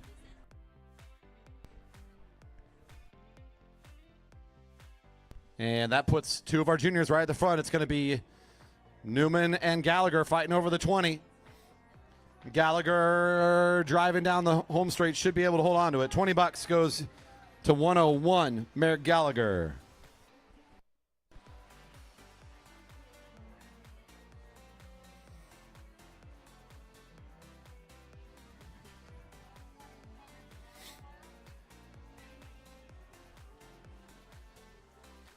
Your front group is still there. It's a strong break of almost half of the field.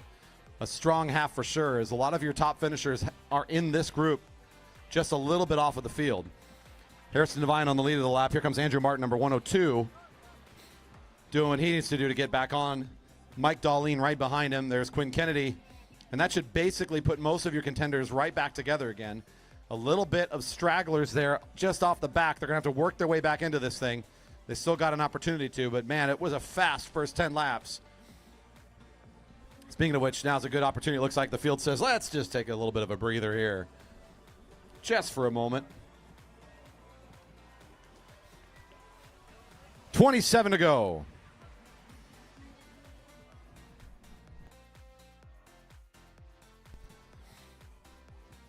Thank you for joining us. This is our Friday afternoon, of racing here. We usually are racing at 7 o'clock every Friday night all summer long. Today for the 4th, we started at 2 o'clock to accommodate for everybody's evening plans. This is part of the Junior Takeover weekend at the Velodrome. J. Baker Memorial Velodrome always trying to make sure it's about raising the next generation of athletes, and one way we came up to do that is to invite folks from out of state to come and join us for a weekend of clinics and junior-only racing. So we start off with our very youngest groups this afternoon, our junior C's and our D's. That's our age 14 and younger riders. And a lot of the fields you're seeing today, they're being joined also by some of our juniors. You saw plenty of them in that Cat 4 field a bit ago, and some more here as well. The weekend continues with more racing tomorrow. We've got time trials with a clinic, I believe, in the morning tomorrow. We're going to be back in the afternoon with some more racing. That's going to start at 5 tomorrow, our afternoon/evening session. And then we'll finish up on Sunday with a bit more clinic and learning in the morning, and then another afternoon session starting at 2. And all those sessions upcoming are just junior focused. They're just all about the kids this weekend. These groups will look a little bit more like you'd see on a normal Friday night, as many of our Friday night racers are here as part of this field, able to make it out for the afternoon a little earlier than usual thanks to the holiday. Glad to see such a competitive group here today. All of that kind of positioning we saw earlier, pulling apart and bringing it back together again. For the most part, looks like our riders, we're just all one big field one more time at 24 to go. We're not even halfway done with our 10 miles.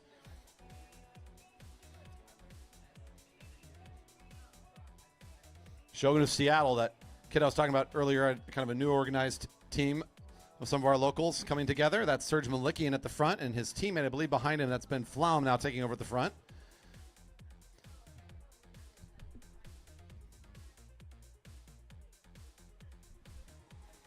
.23 to go. Flaum, number 107. Pulls up and gives room for Martin now, who takes over. There's Chris Wilson right behind him, Harrison Devine, and Merrick Gallagher. You're going to hear those names an awful lot in this part of the races. They're going to be at the front of it, controlling the pace, being in charge of most of the things going on, wanting to be able to respond to many of them.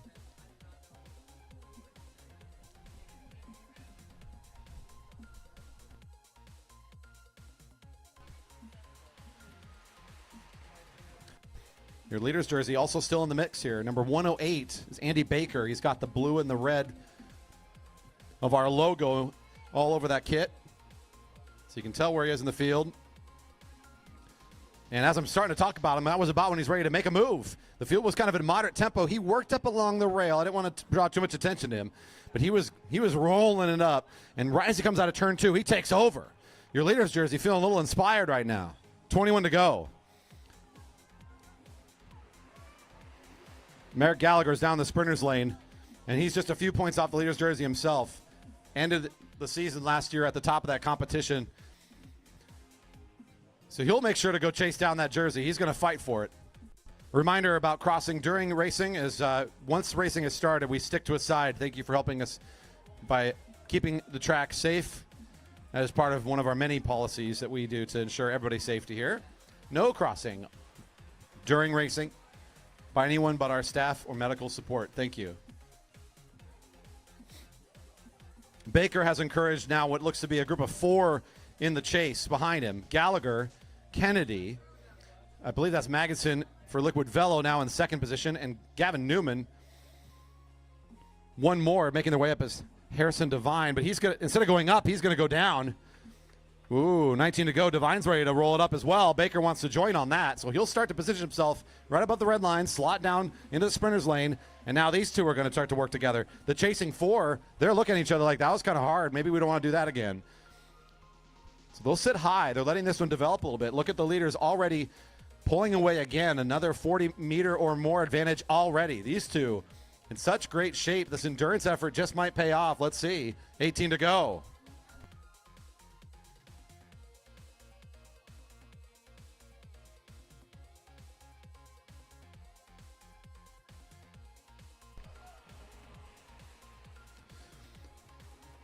Andy Lynch for Coalition in turn 2 was in the front, pulls up there in the back. What was the field is now many pockets of this field kind of all spread apart.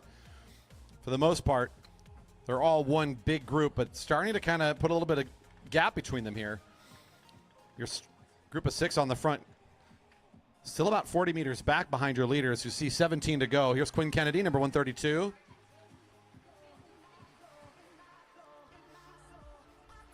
So many laps to go. This is going to take a lot of energy out of these riders, though. A huge effort being spent just to bring these leaders back into contention. Chris Wilson, what a great effort he's doing here as well to get back to the leaders. He pulls them up out of the way. Now Lynch takes over. On the home straight, your dynamic duo of Baker and Devine at 16 to go.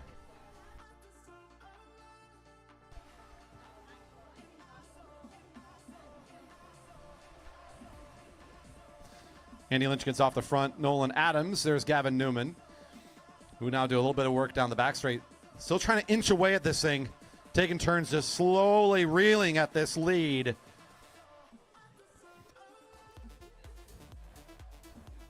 $15 to go, coming on the home straight. 15 to go.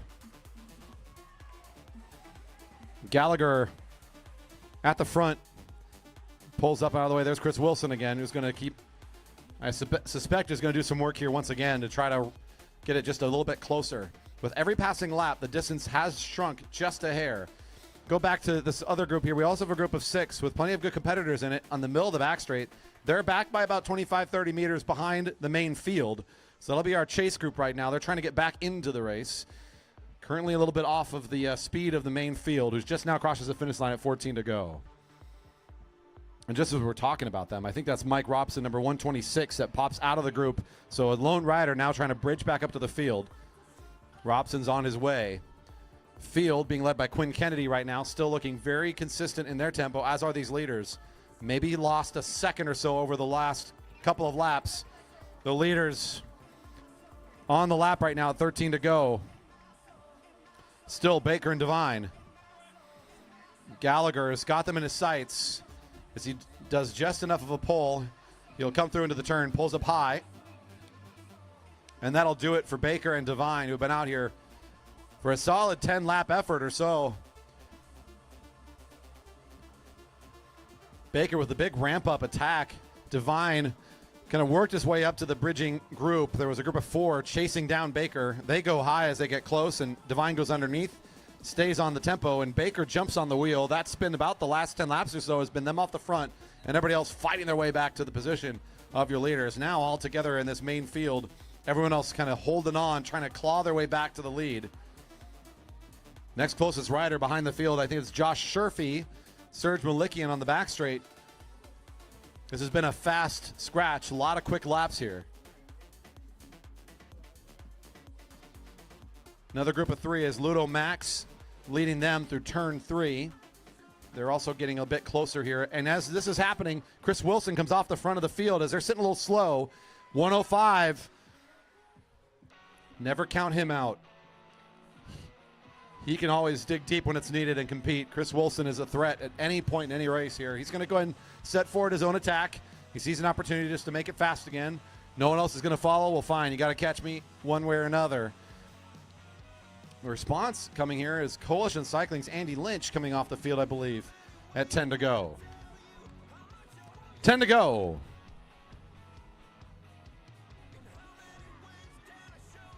Quinn Kennedy, number 132. They put in a pretty good effort here to pick back up the pace for the field, and that splits things up yet again. So much acceleration and so many of these attacks. It just is absolutely draining of an effort here for a 40 lap, 10-mile scratch. You can see the impact of the endurance and all these attacks have had on these athletes. 9 to go, coming up to this big finish.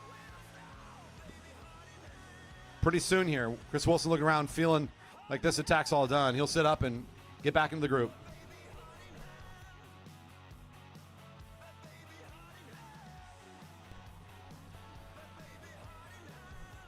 Gallagher and Newman just for a moment.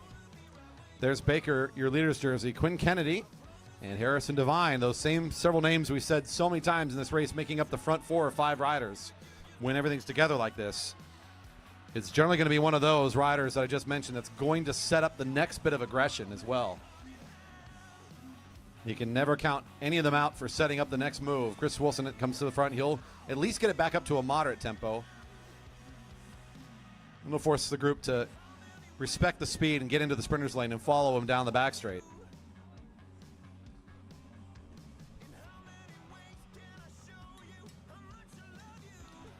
$20 to lead at 7 to go. $20 to lead at 7 to go. $20 to lead at 7 to go. David Madison was ready for that one.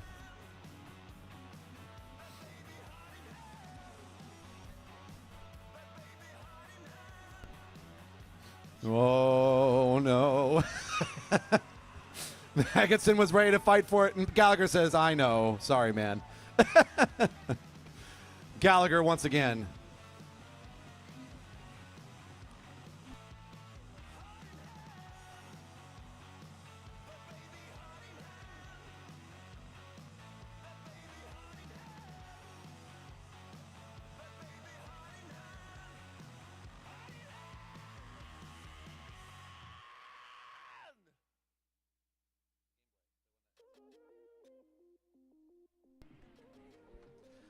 Five to go. Newman dancing around in front of the field. Number 137. Just ahead of this field.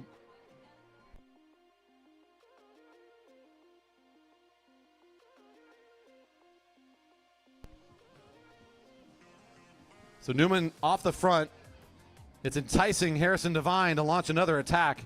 And so close to the finish. This is going to be very critical laps here and very important efforts these riders are spending. Newman's trying to respond here. He wants to get on this wheel, so we've got 2 together at 4 to go. Newman and Devine. Your Portland youngster on the wheel of one of our local riders who's really come on strong in 2025, and this is the kind of effort he wants to find himself in. Moving away from this field and keeping this consistent tempo. He wants nothing to do with that big bunch sprint later on if he can help it.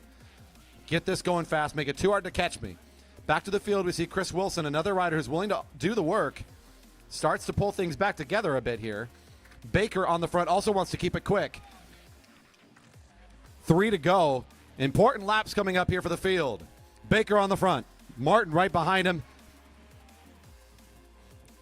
Movement going high here. As Baker pulls up, so do several riders.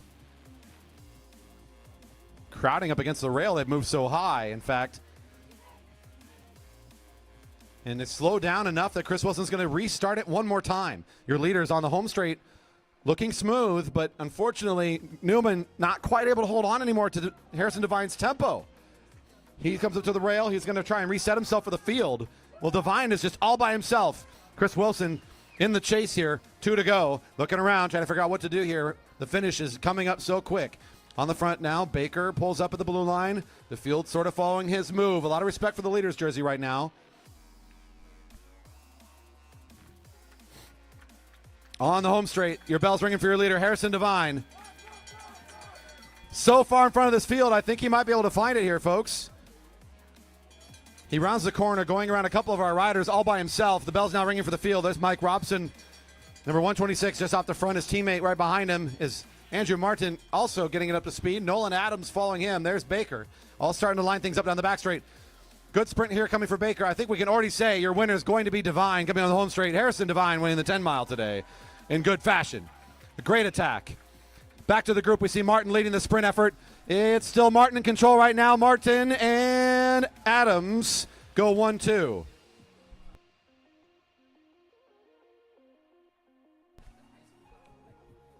A little bit of a potentially traffic-heavy finish there, managed well by our experienced riders. Harrison Devine, well played today. That critical attack at 5 to go. Right after the sprint for money there at the end, he decides that's the time to go and get the win. Does a big one on today's 10-mile scratch.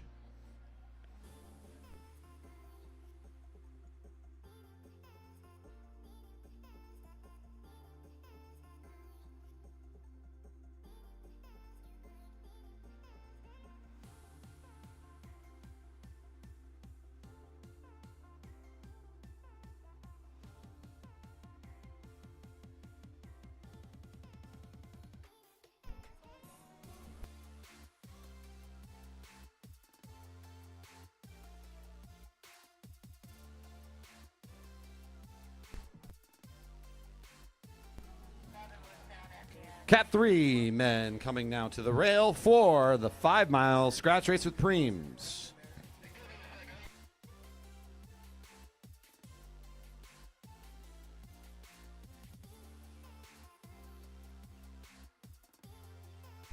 I heard something mid that last race over in turn 1 as a rider may have gone over something. I think we're just checking really quick to make sure nothing is on the racing surface before we start this next group. For standby just for a second while we inspect for safety. We have 3 Preems during this race. I got a couple set aside earlier from our Velodrome team, and then we got a donation just for the Cat 3s today on our live stream for $50. I got a pretty big one here set aside for our Cat 3s to be competing on, so I'll signal all those with the sound of the bell from up here on the deck, letting you know it's a Preem lap.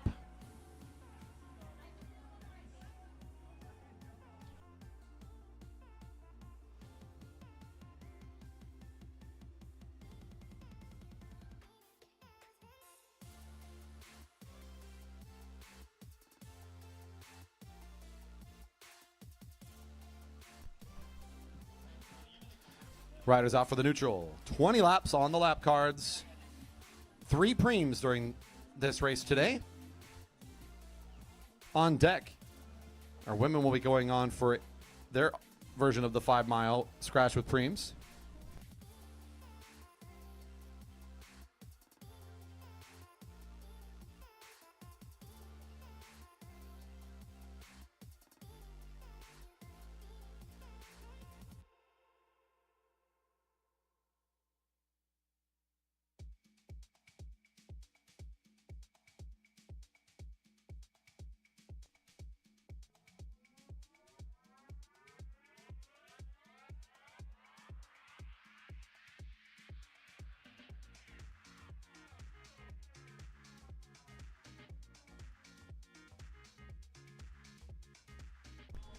And the whistle sounded. Racing's underway. Cat 3s. 20 laps of racing upcoming.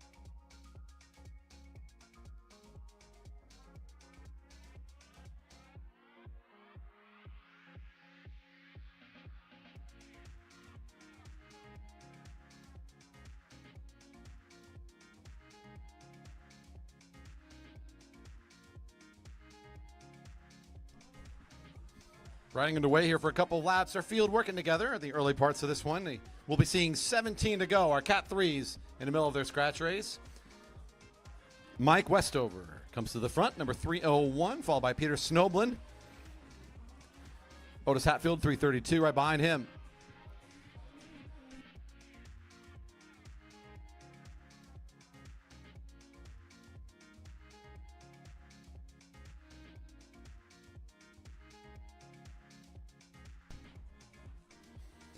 Snoblin will get things rolling here with 16 to go. And he might have been reading my mind because I was thinking about doing this right now. I got $10 to lead this lap. $10 to lead this lap. $10 to lead this lap at 16 to go. $10 to lead the lap.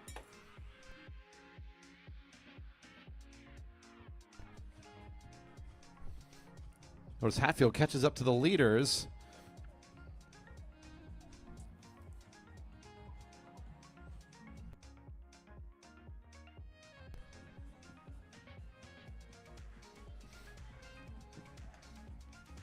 And at 15 to go, it looks like it's going to be one of our young riders from Triple Shot, Alexandra.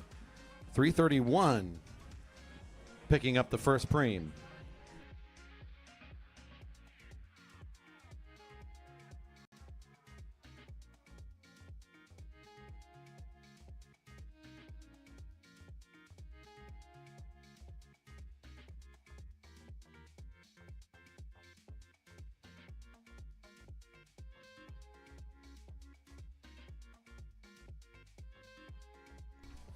$14 to go. Your group all back together again.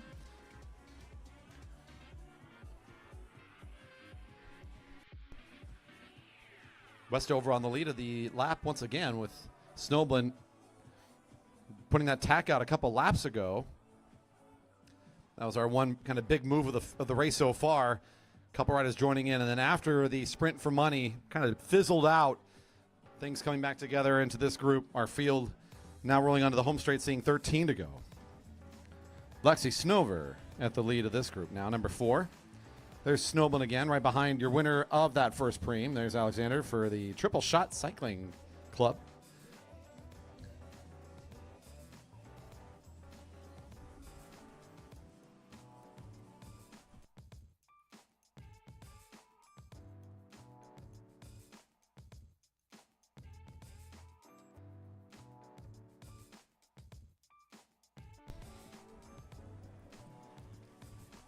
$12 to go.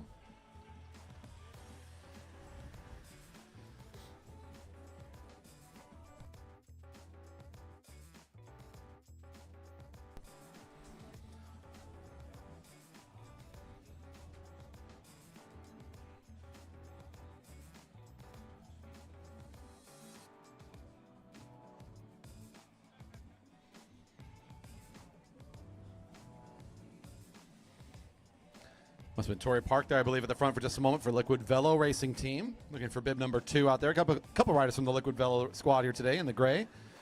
And that was Torrey there with the pink helmet. That was formerly on the front. A couple riders from this group as well.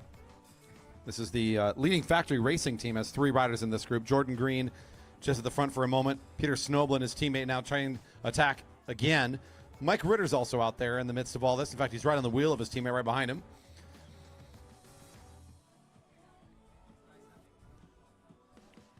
And 10 to go. Still all together. It's 333 is Isaiah West, also of the Liquid Velo team. So a lot of riders have made their way up to the front at some point or another here in this slightly smaller than usual Cat 3 field. Bolstered by some of our very fast female competitors who make their way into this field. Sometimes we'll even double dip it, as Lexi Snover, powerhouse competitor in our local area, particularly known for her road effort, has made her way out since early last season, I believe. She's double dipping here today. We got Torrey Park, who's been on a hiatus. Haven't gotten to see many laps from her this particular season, but you can tell by the number 2, she made it out plenty last year and was a very strong competitor in our open women's field. So bolstering the numbers here for our Cat 3 men today, and I'm sure will be competitive figures in today's action for this group.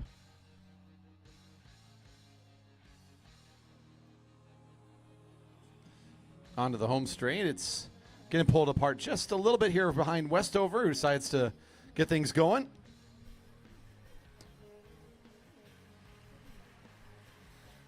Westover still in the lead of the lap. Dinux, number 331, the junior, starting to work things back up again. Right behind him is another one of our young riders from Team Epic. Must be Ryder Carlson, number 316, who now takes over at the front.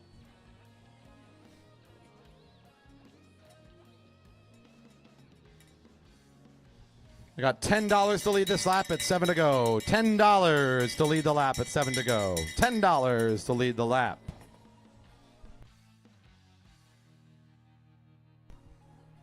Lexi on the front. There's Tori right behind. Triple shot.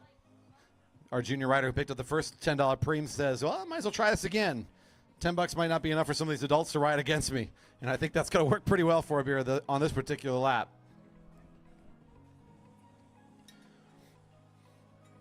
How about the $50 preem to lead this next lap? $50 to lead this lap. $50 to lead the lap. $50 to lead the lap. That'll teach you to sit off the effort and not sprint for a preem. Give the kid a head start. This, once again, is Dinux number 331 picking up the $10 second preem. Now for the donation preem, we've got some extra cash going out this way, and it's our two speedy females in the front of the field ready to go fight for it. Snover flying out of the group. At 5 to go, Lexi will pick it up. Tori's right behind. What will they do with this? Is this a sit up and wait, or is this a go down that sprinter's lane and drive the pace? I think it's going to be ready, set, go. Snover is ready to go. Looking back at the field, are they responding yet? Looks like Snowblin's in position to do that, and that's a good place for him to be at the front, getting ready to pull this thing through. They're going to need some help here, as these two athletes will make it very difficult to be caught over the next lap and a half or so here. Tori and Snover, 4 to go.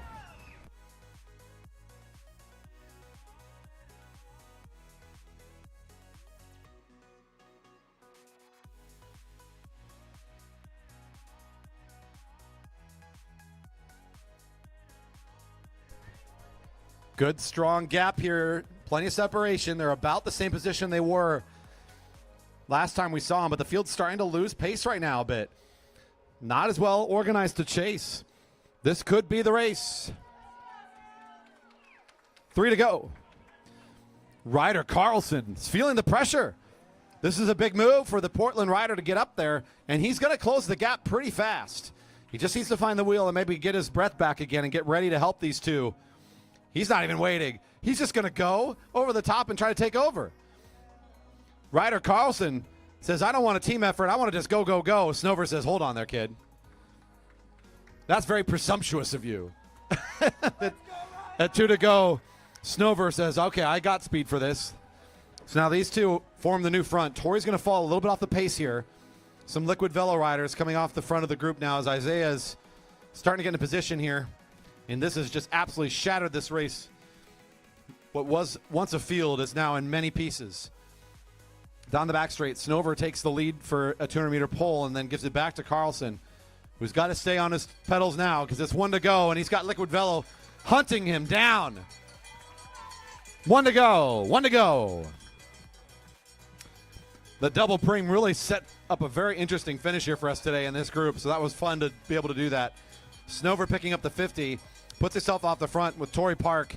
Ryder Carlson makes the catch, and now two riders from Liquid Velo are doing so much work to get back on it, and it's going to end up going the way of our Liquid Velo pursuant riders. Valiant effort from our junior out of Portland. Nice move for our two chasing riders as it's going to go the way of 320 Luca, Ostertag Hill, Lexi Snover. A valiant effort to get a top 3 position here after getting caught by two riders behind her. Ryder Carlson with the move of the race there, overtaking at the front.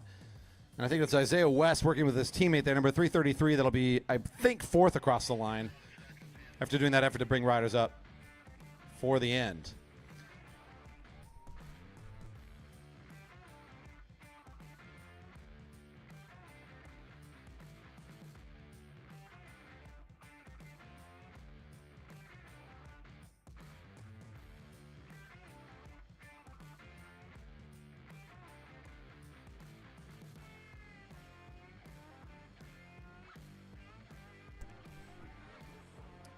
Like I was saying, double dipping. Here comes Lexi right back up to the rail, fresh off of that crazy finish to race again. Here comes the open women, and it's a heck of a field today. All coming up to the rail for their scratch race. Another 5 mile with preems. Catch this. I've got 2 cash preems set aside from our Velodrome fans and a donation for $100 cash. I get to set the lap. It happens. You hear the bell. You're going for money.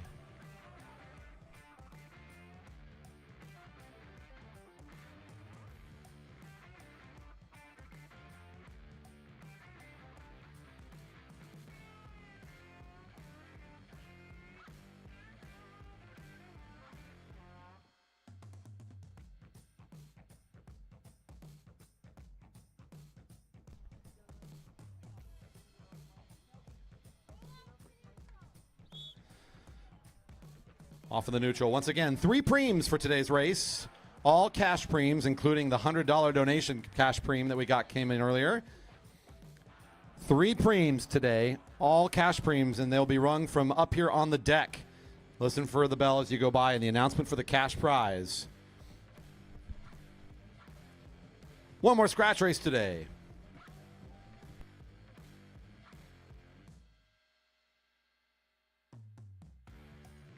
Up next, Cat 4 men for their points race.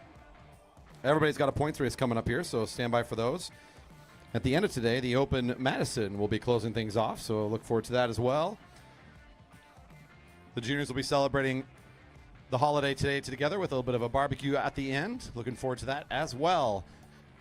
Racing continuing on with our last scratch race of today, 20 laps, I can count.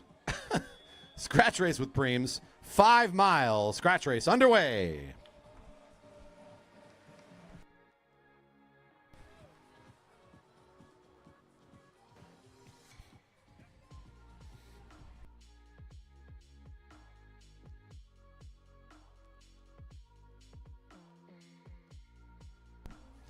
Our largest field competing today.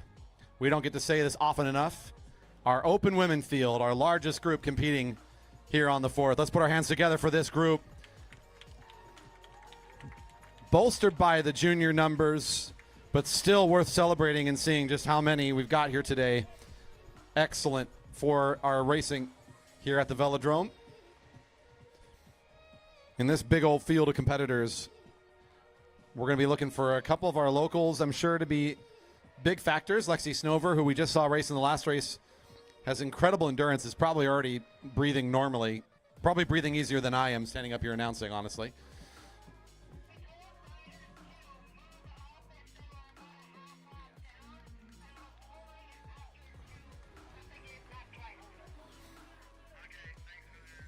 There will be riders getting pulled from the race once you've been lapped a few times, so do listen for those announcements to come.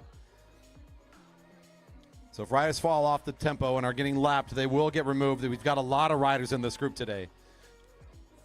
So we'll make sure that our racing conditions are nice and safe for our speedsters in the group. Another name to look out for, we've seen a lot of this rider so far through 2025, is Ruth Tomko, number 3 for the Jerry Baker Juniors. They're in second position right now behind their teammate. Number 6 is Charlotte Westover. Didn't get to see her race last week, but Westover also went out to Toad last week. Wasn't here because of over in Wisconsin, throwing down at some criteriums, and I think came back with some hardware. So Westover with a great showing.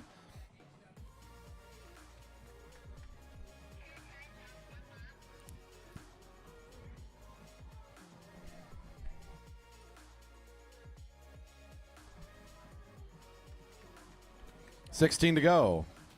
The front of the race is number 3, Rue, coming into turn 1 right now.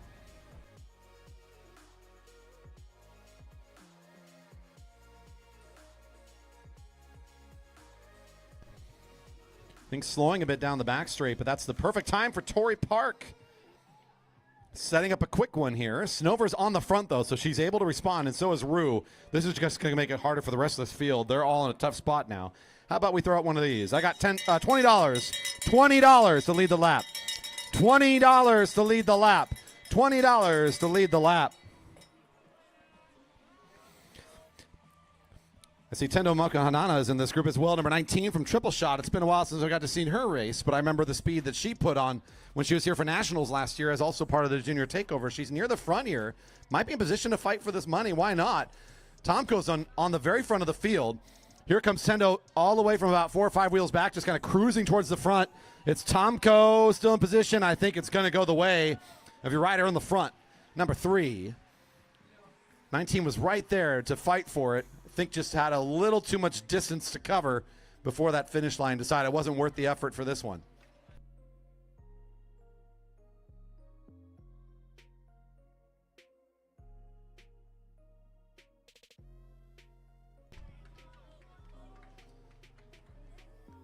Riders saw 14 to go. Your leaders coming in now to see 13 on the lap cards.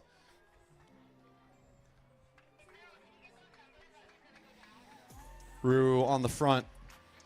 I don't think they're going to be far from the front of this field most of this race.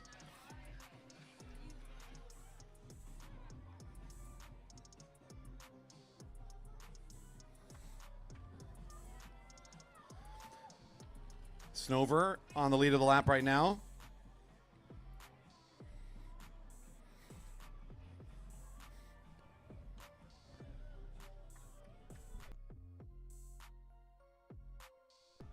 And 12 to go.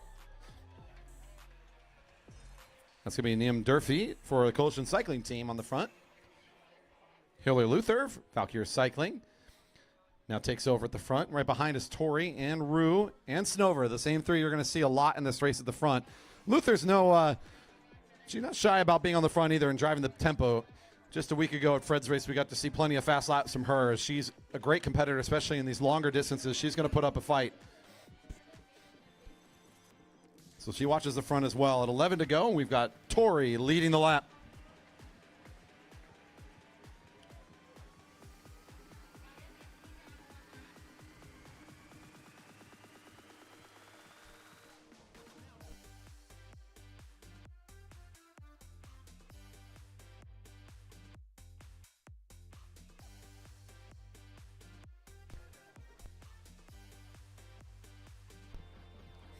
A very big field to start, and many of the riders are still here. We've lost a few along the way. Really quick group today for open women, so the pace was fast right from the get-go.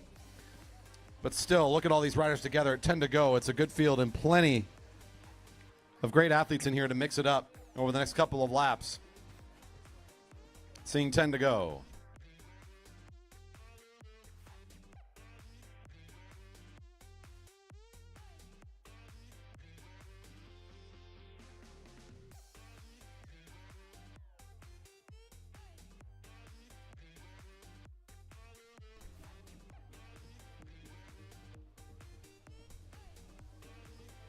Sitting wide across the track right now, so a little bit down on the tempo at this exact moment in the race at 9 to go.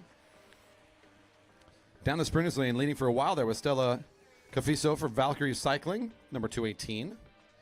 Here in the race, it's technically Tori in the lead right now up at the blue line with everybody kind of fanning out behind her.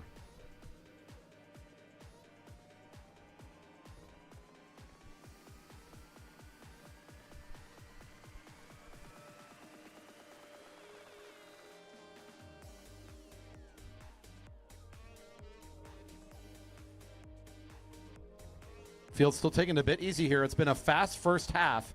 A small break here at 8 to go. And just as we're talking about it again, Hillary Luther says, I know. It's time to go again. Back into the effort we go. Back down in that sprinter's lane, and we'll pick it up. Luther on the lead of the lap with Park right behind.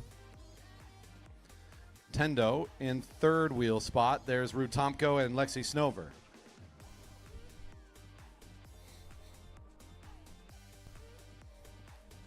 Don't leave out Kelly Dawley, number 7. Also here, almost at the front, right behind Snover. Number 7 in this race at 7 to go. Also trying to play a factor here today.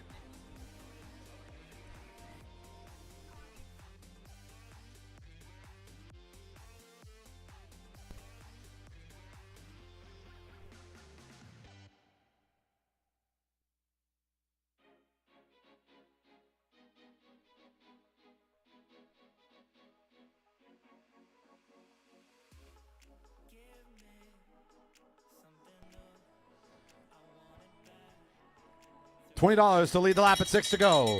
$20 to lead the lap at 6 to go. $20 to lead the lap. Ruud Tomko is already several bike lengths off the front here. Not in a sprint, just kind of casually pushing away. And they benefit from the position so far, kind of waiting for someone to challenge.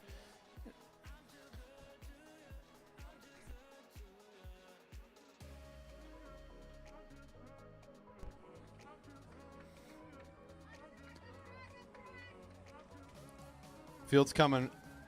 And the sprint out of the group. It'll go the way of 2:08. Liam Durfee for Coalition Cycling.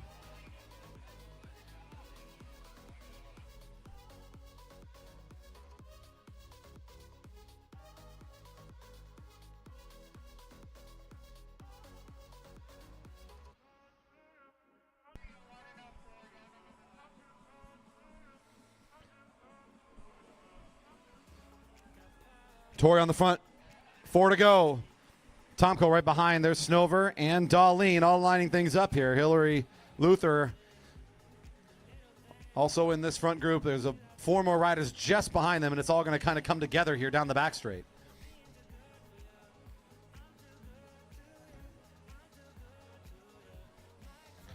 This field has thinned down dramatically over the course of this couple of laps here. As this is a very inclusive group here. We've got lots of different categories and age groups. But if you made it this far, you might as well race for $100. $100 to lead on this lap.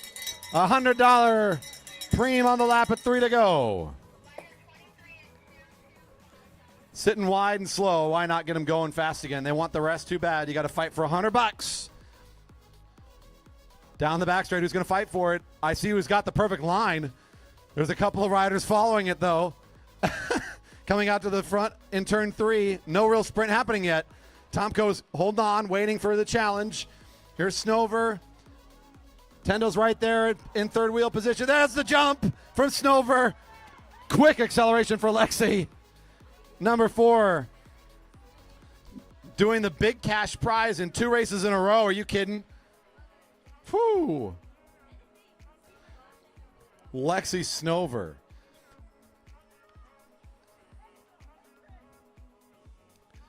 It's not over till it's Snover. That's what I think we decided. It still works. Bells ringing. It's 1 to go. 1 to go. Tomko and Snover down the back straight. Around the turn. Followed by Torrey Park. They will be on the back straight here very soon. They got a nice separation for the rest of the field. These 3 have been the most active in this group so far. No surprise to see them here for this final sprint, and this for the big win.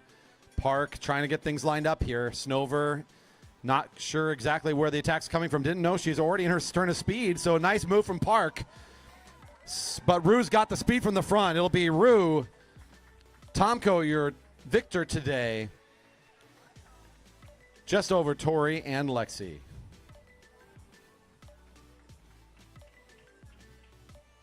Wyatt Paul, we're going to bring him to the podium to celebrate his achievements today for the Kilo. So that's going to be up next, and then we'll continue on with our points racing.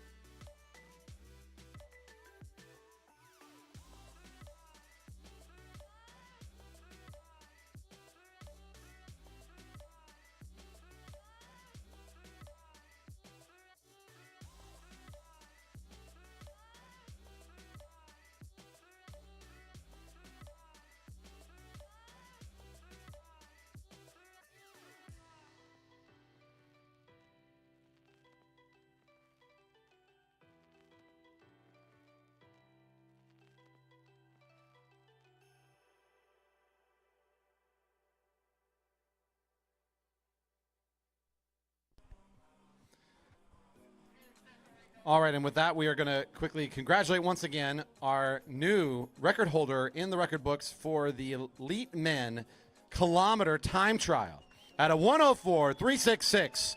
Congratulations, Wyatt Paul.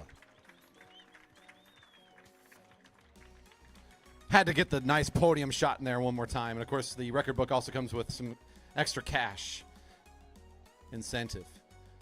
All right, with that, we are ready to bring our next group up to the rail. Cat 4 men for the points race. Reporting in.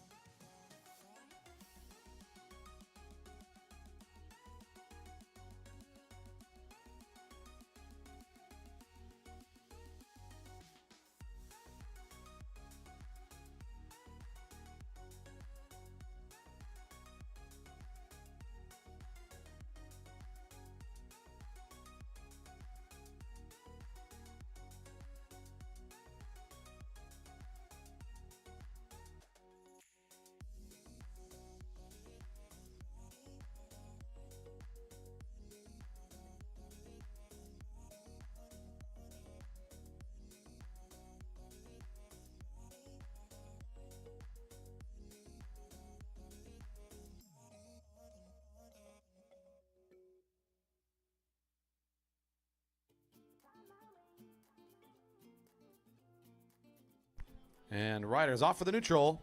Points racing for all of our categories today. There's a 4x4, which is 4 opportunities for points, separated by 4 laps for a total of 16.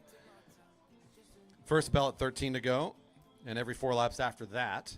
Riders will be scored at the front of the field, 5, 3, 2, and 1 for the first 4 riders in descending order. The last lap is worth double points, so 10, 6, 4, and 2. On the final sprint, rider with the most number of points, of course, will be your winner. If there's any ties along the way, we will break the tie based on their finishing order on the final lap. Riders that get caught by the field will be scored down 20 points rather than being put down the lap. Riders that go around and catch the field will be scored plus 20 instead of up the lap, if that becomes a factor today, which it may very well do so. Riders getting the whistle now, and racing's underway. 16 to go. Cat 4 men, points racing underway.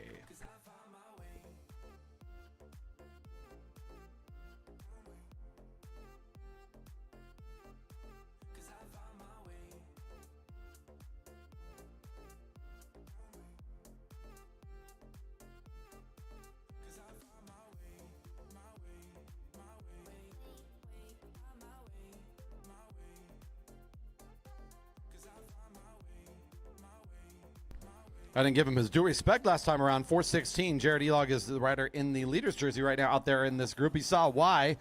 The last time they were hired to compete, he had several laps off the front, fought for some of those preems in the scratch race. He's mid-backfield right now in the blue and red leader's jersey colors. Again, very clearly the colors of the Jerry Baker Memorial Velodrome logo. Pretty easy to find amidst the rest of the group.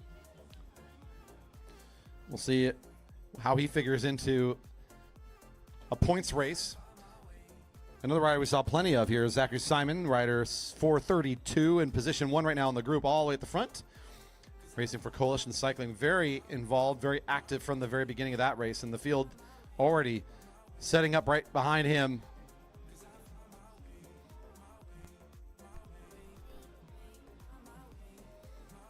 First bell next time around. There goes Giovanni Cafiso, number 440 in the yellow.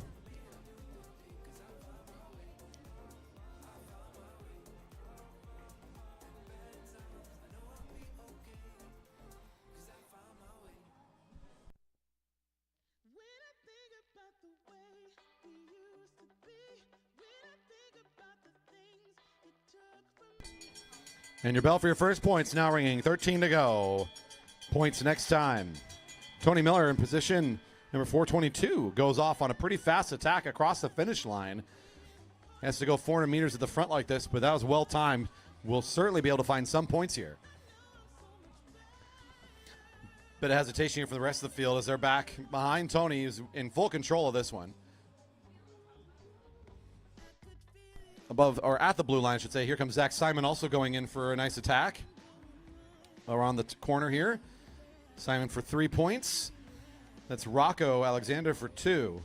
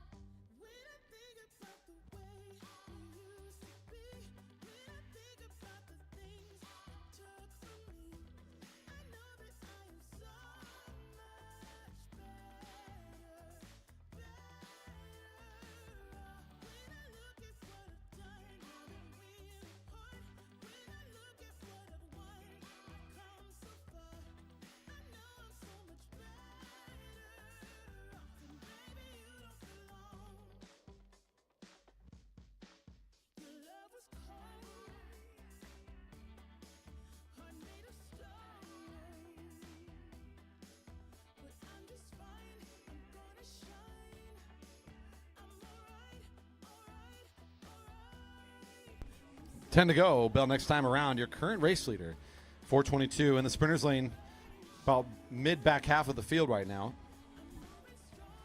Picking up 5 points after that first sprint.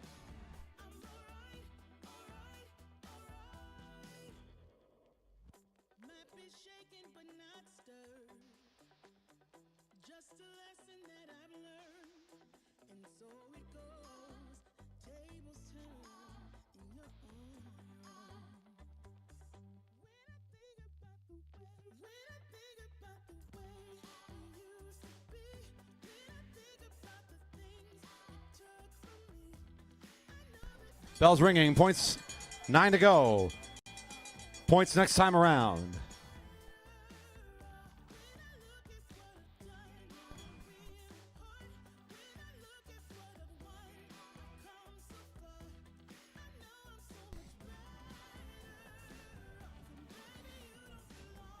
The leader's jersey did not find points in the first sprint, but he knows it's playing the long game here. He'll find 5 this time. Simon will find 3. And 453 across the line, third. Your current leader, Tony Miller, out of that sprint. It should be Zachary Simon, your new leader, with 8 points after picking up 5 that time.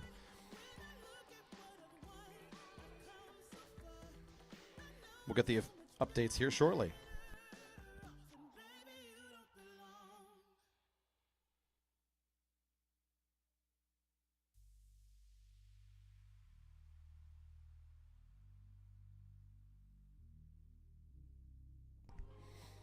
I was right who was in the lead, but I miscalculated because he did not come across the line first. He came across the line second twice in a row, which is good for 6 points. That's Zachary Simon, number 432, your leader.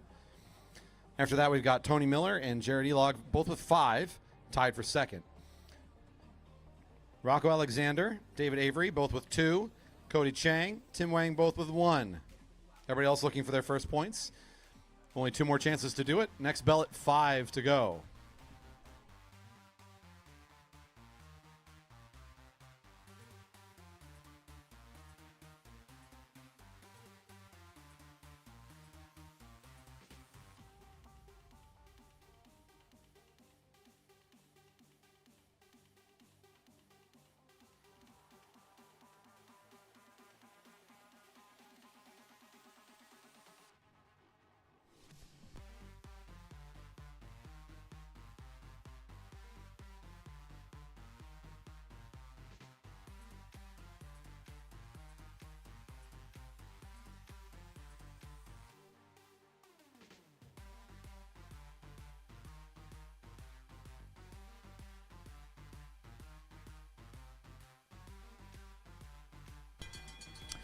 5 to go. Next time around, we got some more points.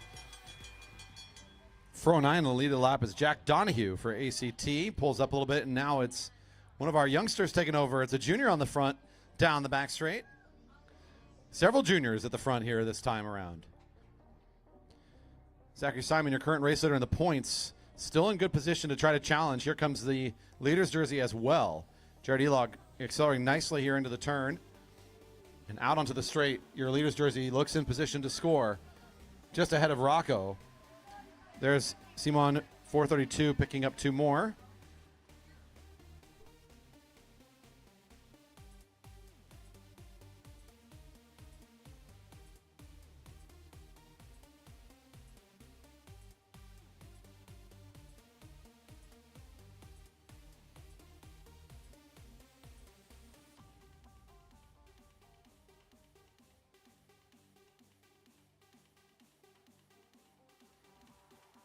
Three to go. David Avery getting some help there from the infield as this is a go moment here after the field competes for 1 sprint. Time to attack again. Your points updates here. Let's see who our new leader is after that sprint. It's going to be Jared Elog in the lead with 10. Zachary Simon is moved down to second now with 8 points. Tony Miller and Rocco Alexander both with 5. Good for third, tied right now. David Avery, Cody Chang with 2. Tim Wong with 1. It was 427 Cody Chang that really got that last sprint started. One of our younger and smaller frame juniors at the front there, making it look very fast. He still holds on for a single point, I believe, in that last sprint despite the challenging conditions, so well done to him. The break from or the single rider move sort of falls apart here after about a lap and a half of the field puts it together. It brings our lead rider back into the group and just in time for their final bell. 1 to go. 1 to go.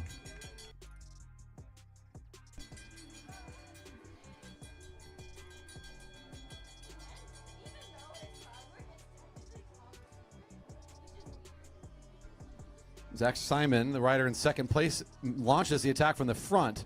If he can get this sprint, he will take back over at the top. It's a little bit stretched out here for your current leader, who's back about 4 wheels right now, the rider in the leader's jersey. So Zachary might have just found the win by attacking from the front the way he has here. 10 points for Zachary Simon. He will be your winner here today after that one. Next across the line was 452, Tim Wong for 6 points. And all those racers will exit on the back straight into the warm-up circle.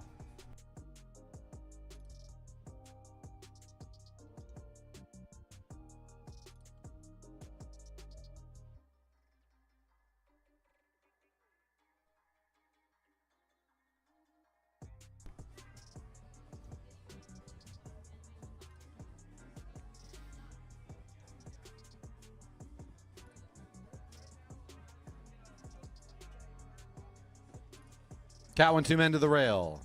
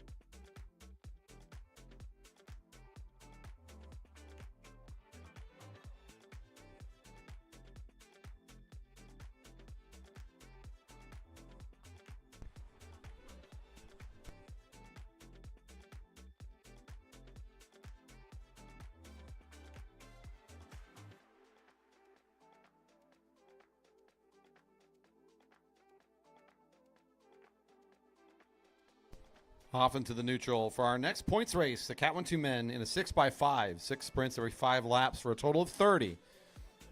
Same point schedule as we saw in the previous race. 5 through 2 and 1 to the front with a double on that final lap. Whereas we're giving extra reminders there about exiting the track safely and being aware that when they are dropped from the field, if they get lapped more than once, they will be making their exit at that point. And with that extra information given, our riders make it all the way around for the neutral, and now racing is underway. 30 to go. First bell at 26 to go. We'll hear one at 21, 16, 11, and so on.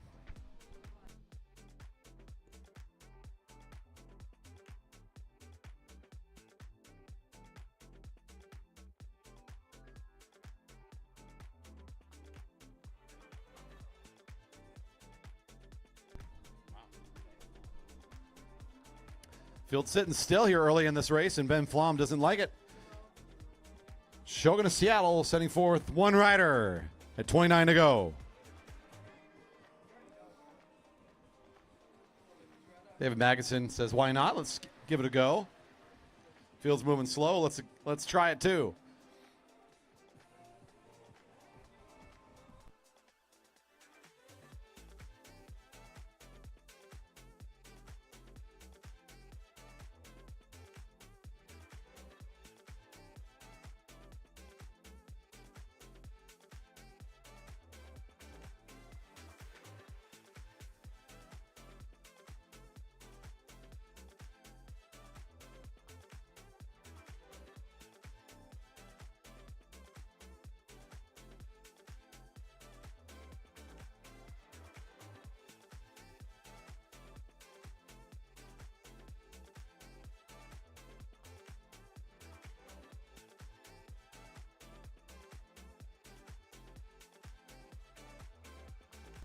Flom still off the front at 27 to go, setting up very nicely for the first points of this race.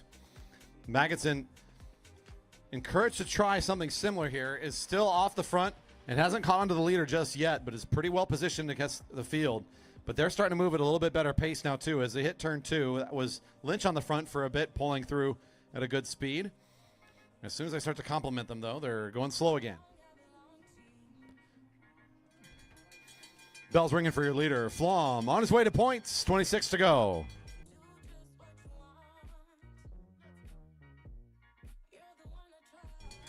On the field getting the bell. 26 to go.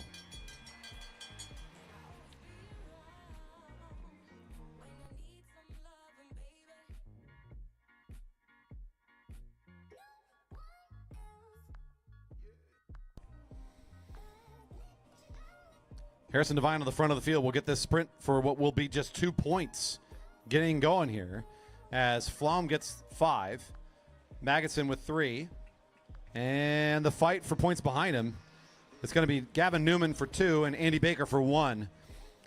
Both riders kind of settling in for their tempo there, not worth fighting too hard for what will be 1 point difference, but still getting any points in that first sprint when they were behind to those 2 leaders. That's good value found here early in the race.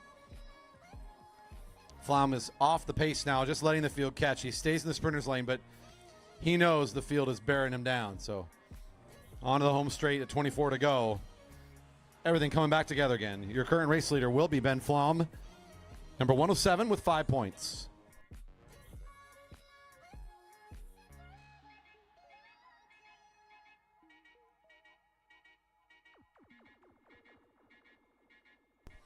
David Magidson in second with 3 points. Gavin Newman in third with 2, and Andy Baker in fourth with 1. Your next time you hear a bell will be at 21 to go. Gallagher ready to send out an attack of his own. At 23 laps remaining. 1 rider on his own with 3 now starting to pursue, and here comes the rest of the field waking up.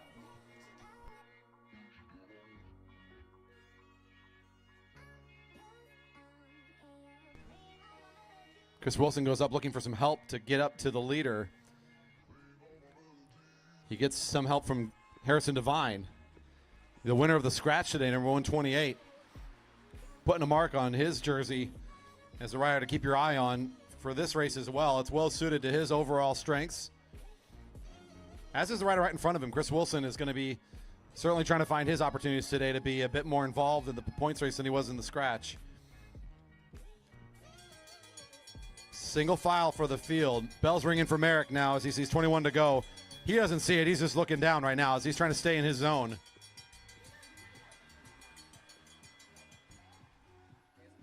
Devine continues to work to bring this field a bit closer. I don't think they're going to catch Gallagher before the end of this sprint, though. You see Martin coming out of the lane a little bit to get his own position now around the right side. He'll take over. Great acceleration from Andrew Martin. He's on his way to pick up the second across the line. Gallagher for 5. Martin for 3. Lynch is next across the line for 2, and that's Gavin Newman finding points again in this sprint. Consistency is a big part of the points race, so the Portland youth only gets a few points in either of those sprints, but still better be involved in both than to get big points in one and be nowhere to be seen in the rest.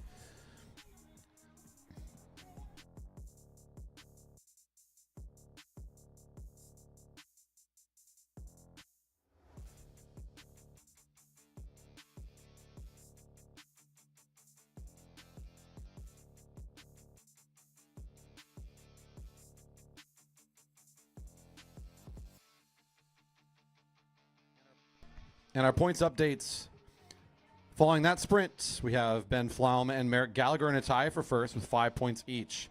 David Magidson, Gavin Newman, and Andrew Martin all have 3, currently in a tie for third. Andy Lynch with 2, Andy Baker with 1.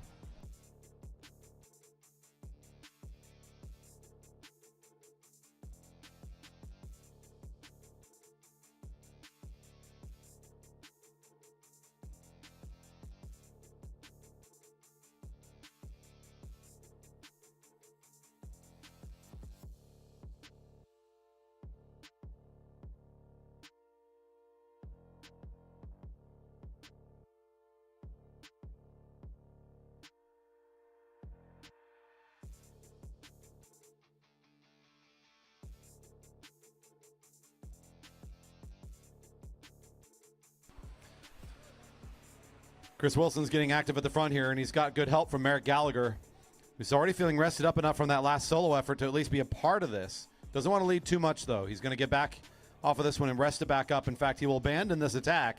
Says it's time to get back in the field. I got to last this whole race. Chris Wilson doesn't get enough help to really keep this thing going, so he'll pull up as well. Things coming back together again, and now it's a bit of a bunch sprint here for at 16 to go. Newman, who's been on every sprint, he's at the front of the field. That's a tough place to be with the rest of these riders right behind him.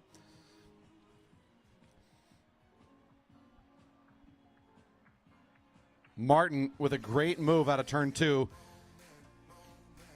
Always putting on a clinic week by week about how to sprint out of the group like this. Good acceleration for Martin once again. This will give him 5 in what has been a very tight race. Baker for 3, Devine 2. And Newman again finds some points. He gets 1 this time. At some point, he's going to want to find his way up a little bit in one of these sprints. But again, involved in every one of them, you got to give him credit where credit's due.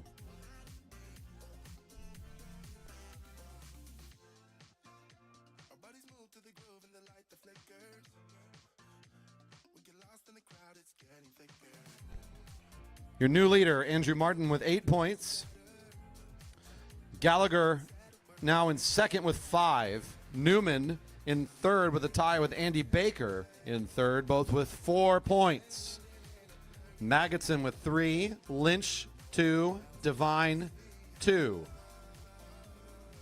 All of the riders looking for points, including this one. Chris Wilson again at the front. Gallagher's ready this time.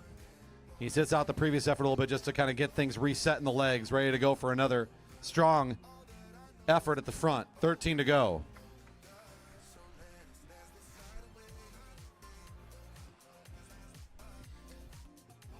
The kid's racing a little bit like a time trialist because that's what he's really focusing on being, is his high-speed efforts last year and overall competition that he put out is really got the attention even at the national level. He's now working on that national level with the juniors across the country to put together what will be some pretty important efforts for him in the upcoming weeks, trying to set some meet some time standards and continue to be on his way towards Worlds again. And time trialing has kind of become his specialty. So out here, a lot of times you'll see these efforts this year from Merrick where he's going to put in a really strong effort. He almost doesn't care what anybody else is doing. He's just out there looking down and just driving really hard at the front, showing off that he's got incredible power and endurance. And then he'll take a break. He'll come back for it again a little bit. It's almost like he's doing his time trial practice in here, getting a good effort for that kind of speed he's looking for. But when you're racing as fast as he is, you can do this and do what he's doing right now and just start to pull away from the field eventually.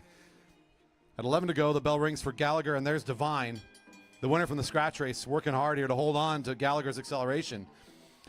Pretty big gap already to the field. Quinn Kennedy on the front for ACT Racing, leading the group down into turn 3. Gallagher about to pick up his 5. 10 to go. That should give Gallagher the lead back. Divine picks up his first point since the beginning of the race. And Martin finds 2. And there's Gavin Newman again for 1.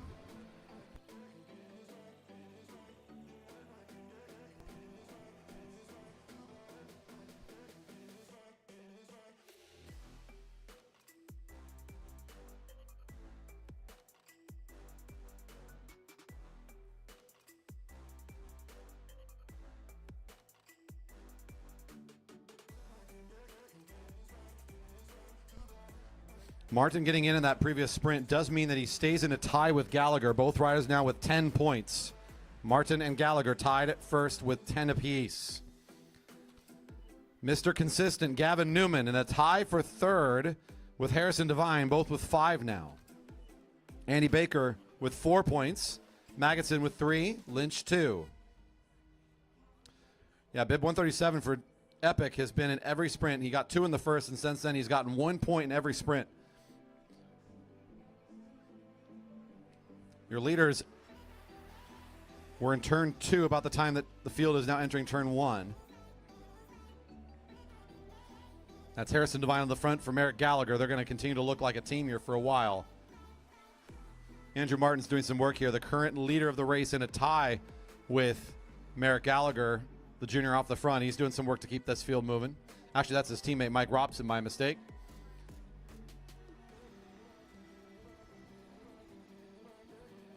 Bell, next time around, your leaders, in fact, you see Merrick Gallagher looking over that left shoulder, trying to estimate the distance. He can clearly see the field, and he knows he's in really good position right now.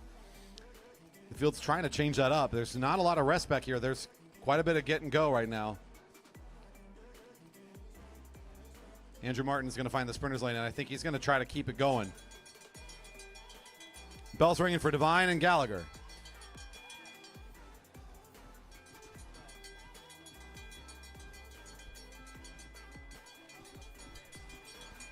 Six to go. Here's Martin leading the field. Serge Malikian takes over the front.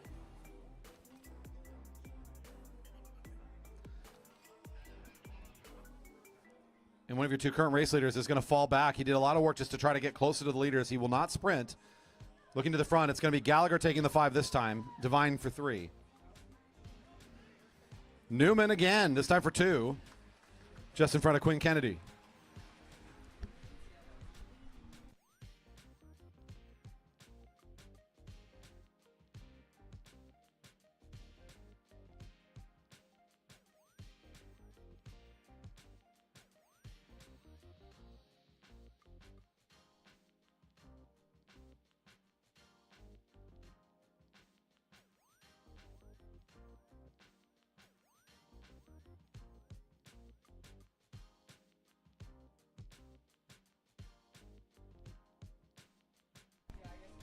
Gallagher will be your leader with 15 points after that previous sprint.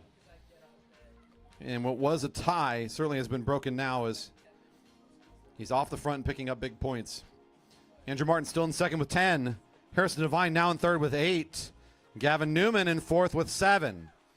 Baker with 4. Magidson 3. Lynch 2. And Kennedy 1. These 2, ever since we saw them team up in the for Fred's race for what was a very fun to watch Madison race. These 2 partnered up, and I think they found something pretty good here. I think they both like to race off the front and fast, and they're working together so well. to make this an impossible thing to catch. This is setting up Gallagher for the win today in the points race. And Harrison Devine, if he can pick up the Big Ten at the end, it could move him all as good as up into second place. He may not even need that, depending on where Martin and the rest of this field kind of finishes on the final sprint, remembering that these points are doubled. Chris Wilson is doing the work now for the field. The home straight getting the bell. Your leader is on the way to the big points. 10 and 6 for these two next time around. 1 to go. Devine kind of not wanting to get off the wheel of Gallagher. He's going in a match sprint format against him. The rest of the field coming now. Lynch leading the field. They still got a ways to catch. Devine should be pretty safe here, playing coy from the second wheel spot. Back to the leaders. Look at this. They are fighting it out.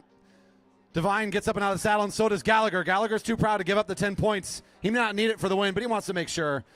Nice sprint to the end. It'll be Gallagher and Devine out of the group. Martin with a good sprint once again. Baker works his way up to find his first points. And for the first time, I don't say Gavin Newman across the finish line for points for the entire race. Gallagher will be victorious today. Harrison Devine, I believe, it goes down to the tiebreak as he had 8 points before that. He picked up 6 in the final sprint. Good for 14. Andrew Martin picks up 4. He had 10, also good for 14, but because Devine is ahead of him, the tiebreak should go to Harrison. So your top 3 unofficially, Gallagher, Devine, and Martin.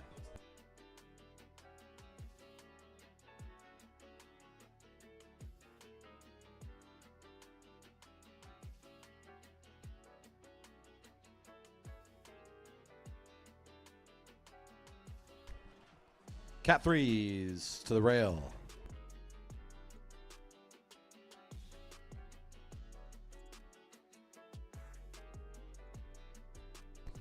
I missed a question there in the live stream a little bit ago. I apologize. Mongi asking, is there night racing tonight at 7 or is this it? This is it. This is our Friday program. We are going early because of our celebrations for the nation's birthday today. I think a lot of people want to get off to the fireworks and the cookouts and the home hangouts that they've got planned for this evening. So once racing is done here, we've got a couple more points races. We have a Madison, and that's going to be it. We're going to be done. So our Friday night is a Friday afternoon. We are just about wrapped up here for our Friday session.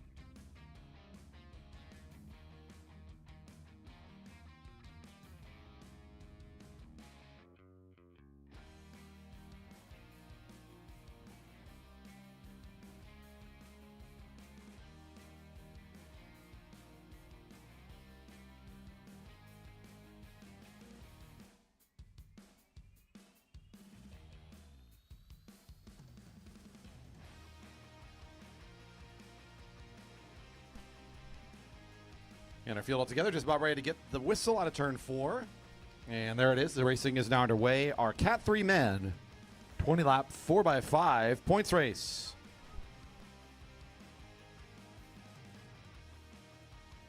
And a reminder to our athletes, we're going to do the podiums at the end. So if you're on the top 3, stick around for podiums. And for our junior riders and probably some adults, we will have a barbecue afterwards.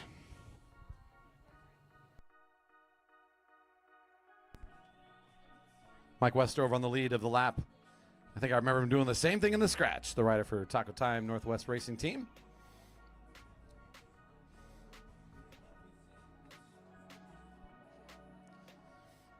$19 to go. Just getting started here for our points race. Luca Ostertag Hill, number 320 at the front.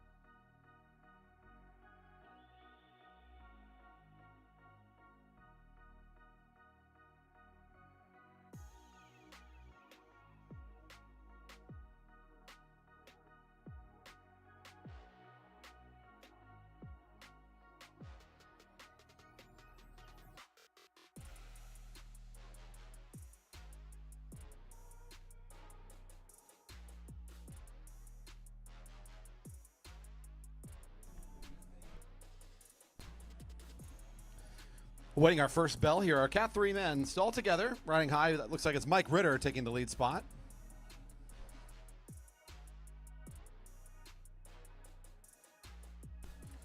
Madison competitors, we're going to call you all towards the Dyna Racing Team tent, towards the warm-up circle. If you are in the Madison, we're going to start heading towards the Dyna tent now. Bell's ringing, 16 to go. Ryder Carlson gets down the sprinter's lane. Get this thing up to speed.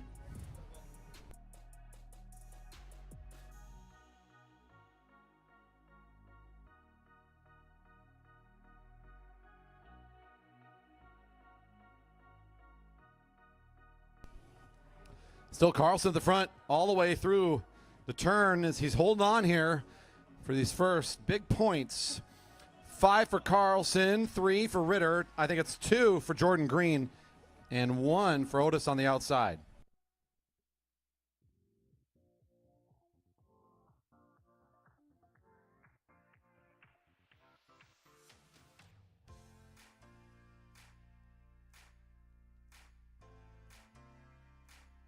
Aggressive move here from the riders from Liquid Velo as the field rides high.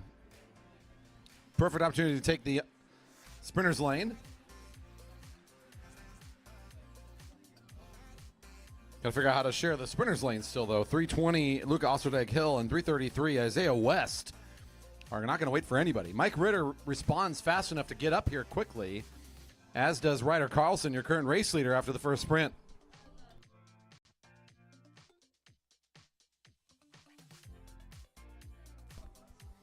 After Carlson, we have Mike Ritter with 3, Jordan Green with 2, Otis Hatfield with 1. Everybody else looking for their first point. 13 to go.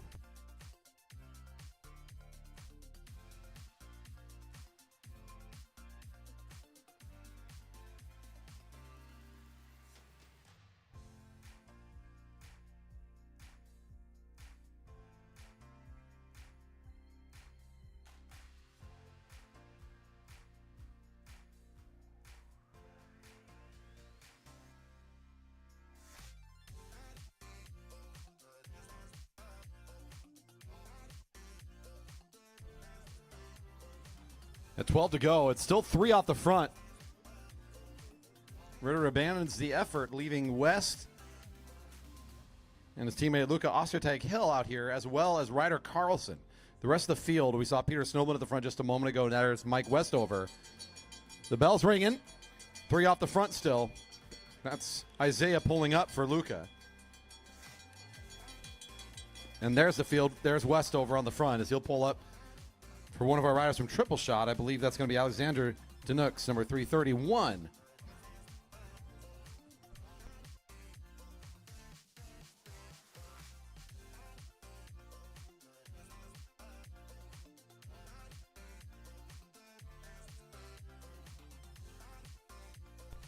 Carlson looking good here today in the points race. Finds another 5. Luca for 3. Isaiah for 2. And that's Otis. 1 point at the front of the field.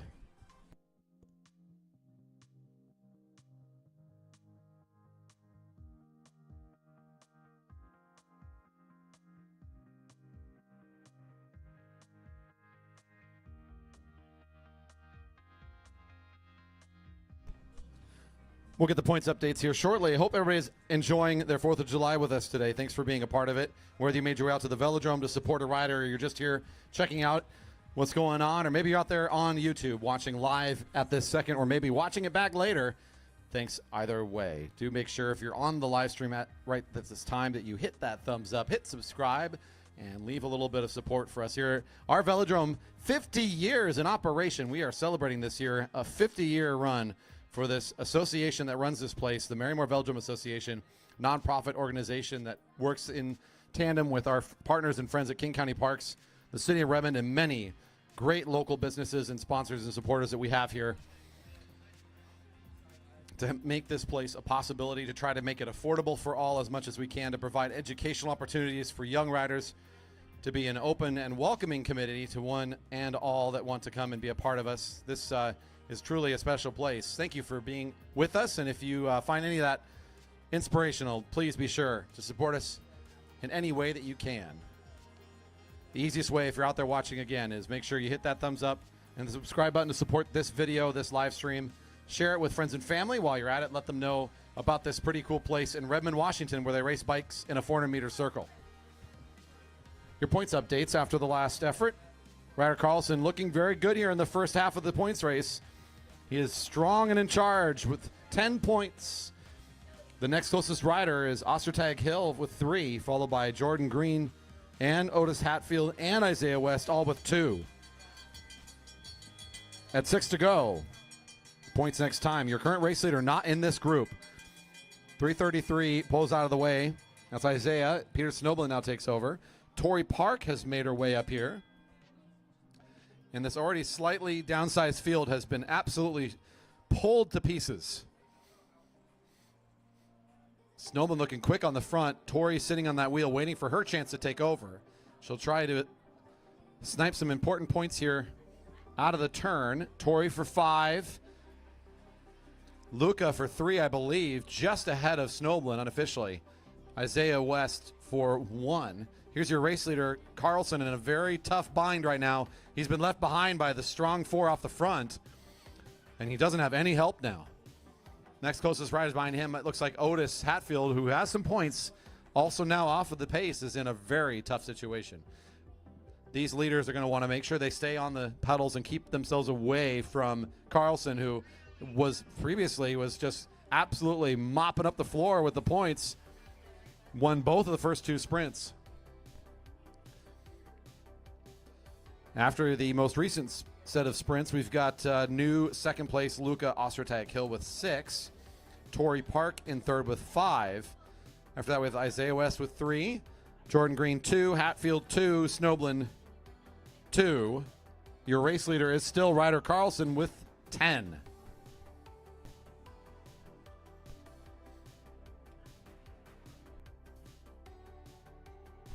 Three to go.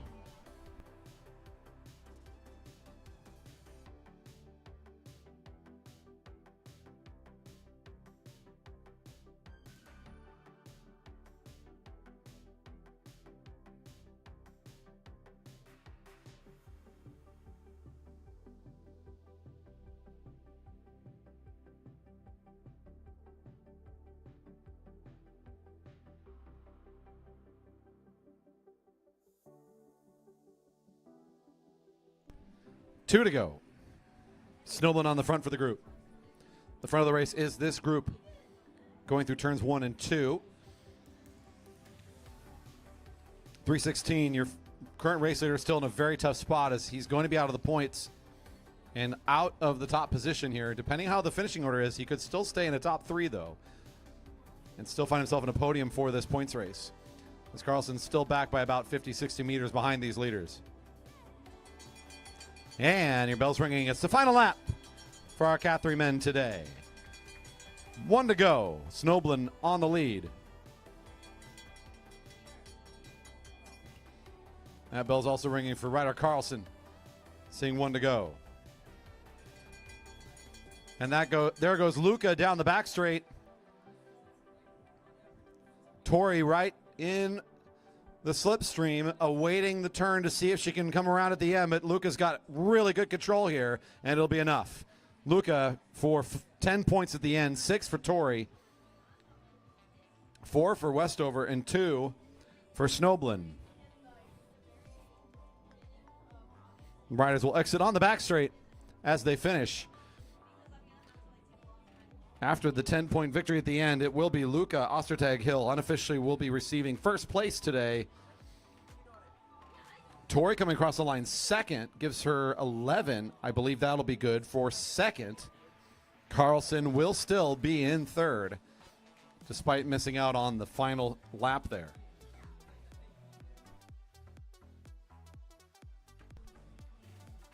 As soon as the traffic's cleared up here.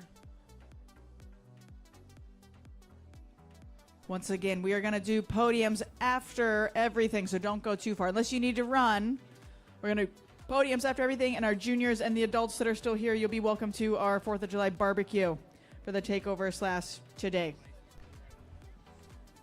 All right, let's bring our open women to the rail. Looks good to me. Our last points race now, another 4x5 20-lap competition, followed by an open Madison. Stick around if you want to see the Madison, always a unique race. And a week ago or 2 weeks ago, whenever that happened last, it was quite the spectator event for us. It was a great race to see. So Madison racing upcoming. You don't want to miss it.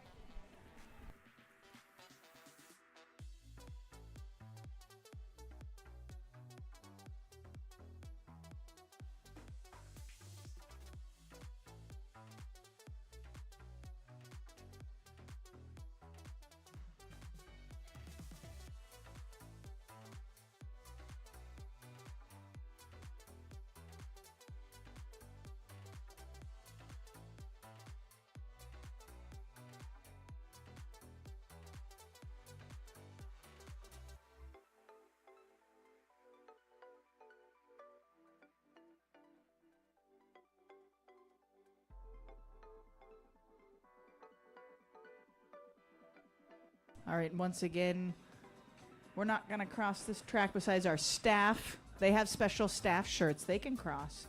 Everyone else got to stay to one side or the other.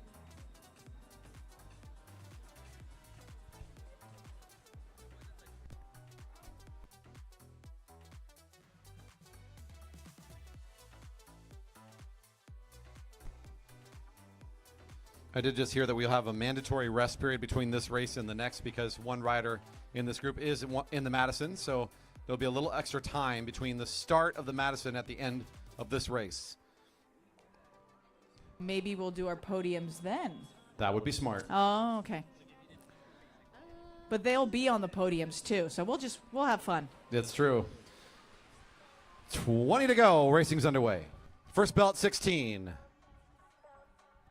Henrietta Watts there near the front for a moment. The breakfast racing team competitor Hillary Luther takes over to lead the lap. Ruth Tomko and Tori Park right up here at the front of the group once again.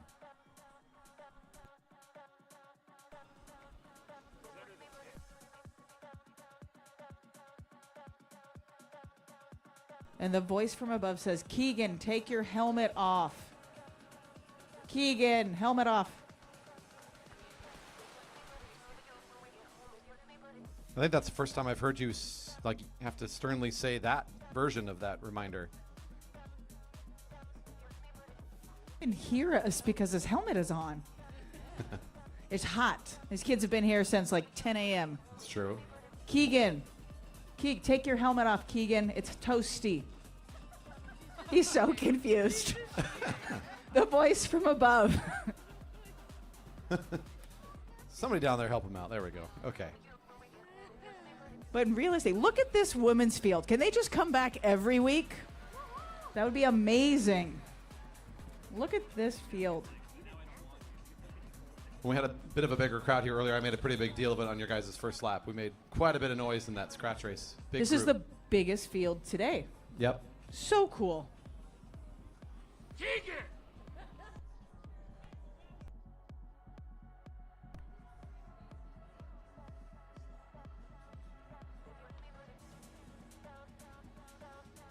Give Kenny the microphone. There we go. It happened.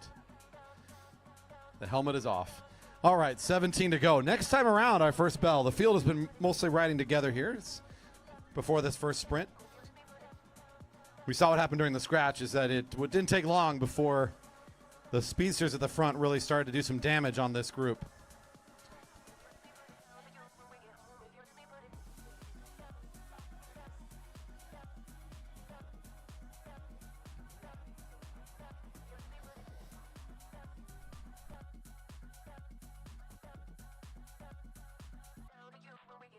Someone tuning in to cheer on Lou Kelly, our rider from the San Jose Bicycle Club, back here again, number 20 in the field. I see you on the live chat. Bell's ringing for this first sprint. She's kind of mid-back of the field right now, and a tough spot to be involved in this first point sprint. We'll turn our attention more towards the front now as who's going to take over here. Looks like Gabby St. Clair trying to lead the sprint now down the back straight. Rue Tomko finding a little bit of room above. Hillary Luther just under the blue line. Here comes Tomko, finds the sprinter's lane. Tomko 5, Luther 3. Tori, I think, gets 2 just in front of Westover. Westover feeling competitive here. Going to continue to stay on the pace here as she picks up a point at the back of the sprint. She'll keep it going fast. And most of the rest of the riders all follow right in line behind her. Our first point sprint, points coming in just a moment. Your leader certainly is number 3, Rue Tomko, after the first 5 points they picked up.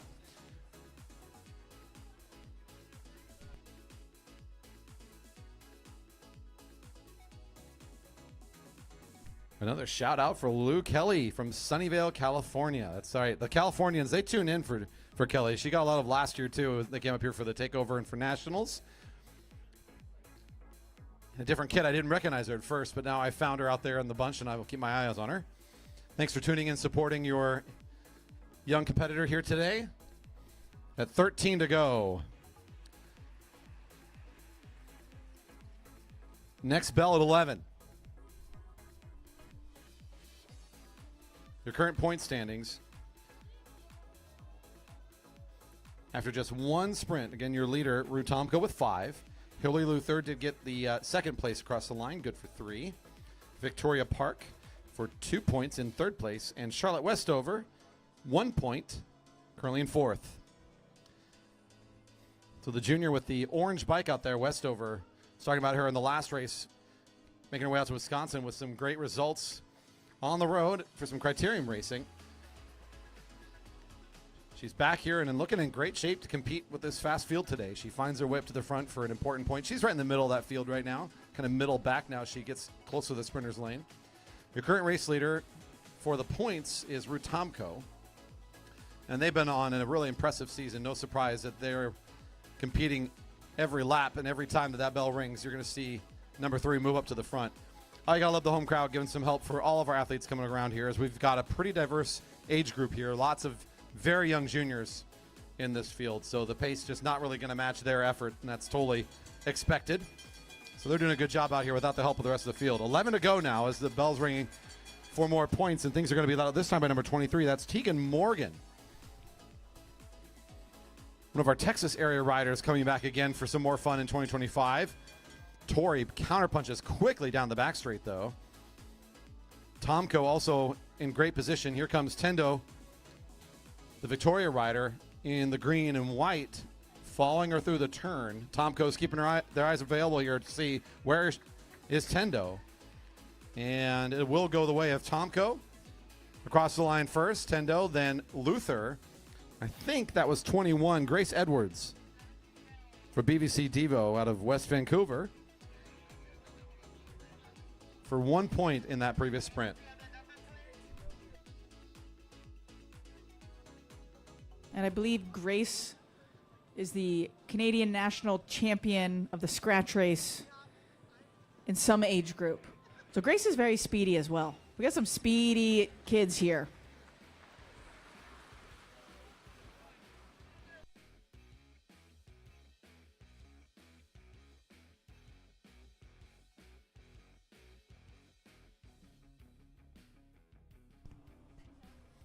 Tomko with 10 in the lead. Hillary Luther in second with 5. Tendo Mukhanana in third with 3. Tori Park with 2 points for fourth place. And Charlotte Westover and Grace Edwards both with 1 in a tie for fifth. And we've got folks tuning in from Texas as well to support Tegan. That is great to see. This is why this is one of my big reasons why we wanted to start our live streaming effort, is to make sure when we did things like the Junior Takeover or eventually Junior Nationals, that I know family and friends from all over the country are going to want to be able to watch and support these young riders. And that's a big benefit of being able to do this. So thank you for tuning in. We're glad to be able to provide the service from wherever you're at to watch your young rider here in Redmond, Washington, racing at our velodrome. 50 years strong here at Redmond. This is our 50th season of operation. Built and completed in 1975 was its first real year of operation, and always under the stewardship of the Marymoor Velodrome Association. Host of many various national and even international class races over the years. Proud that our schedule this year focusing once again on the juniors, as USA Cycling will be bringing the competition to us here in just a few weeks.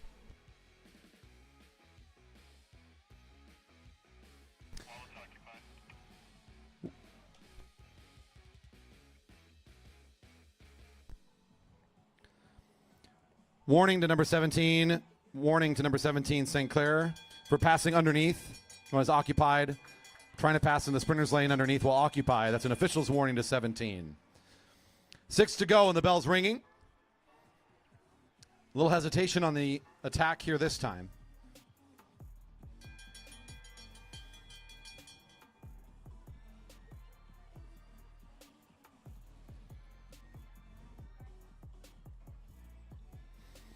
It's Liam Durfee trying to get towards the front and now gets overtaken by Tomko and Luther. Tomko trying to win another. 5 for Tomko, 3 for Luther, 2 for Tendo, and I think Tori, number 2 down the sprinter's lane, may have been the rider for 1 point, but I'll wait to confirm that one.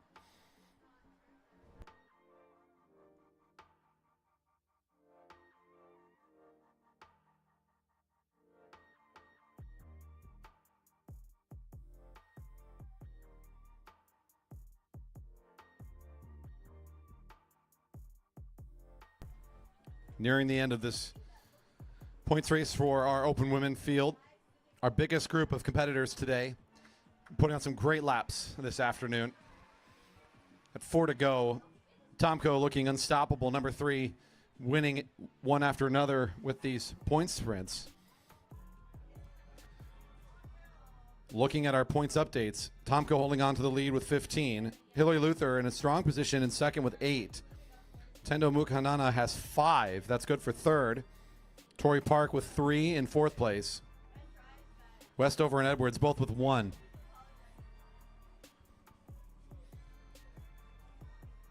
Field seeing 3 to go.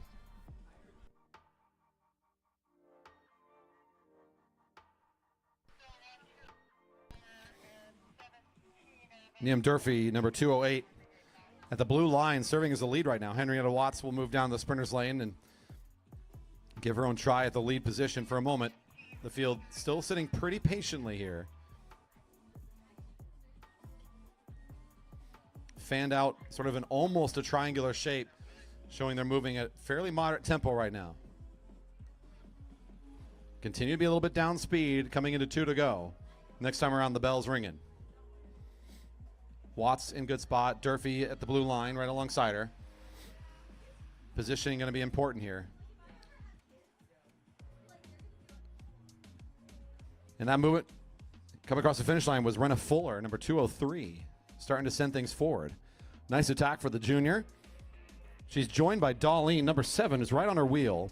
And that brings your race leader, Tomko, up to the front. Mughanana right behind her is the rest of the field. She's in 3rd spot. And there's Tomko. They've got position 2 locked in behind Darlene. She's got the rest of the field bearing down on her, and she's looking over the right shoulder, waiting to see on this final lap if anybody's going to be coming in to take over the lead spot. So nothing yet. She'll take off from the front of the field. Tomko waiting a little bit, now starting to roll just a bit more. They take the position alongside of Darlene. Darlene around the corner. All right, and they're going over traffic here or under.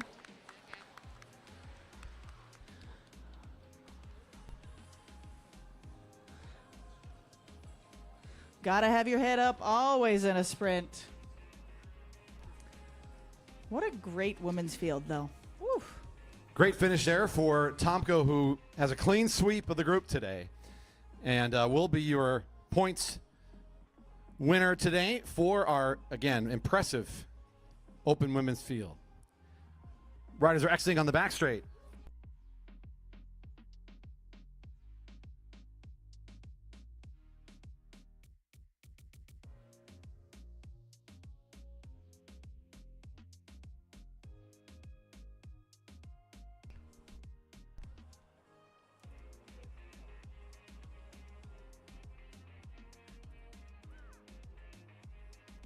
So we're building in, what, 10 minutes?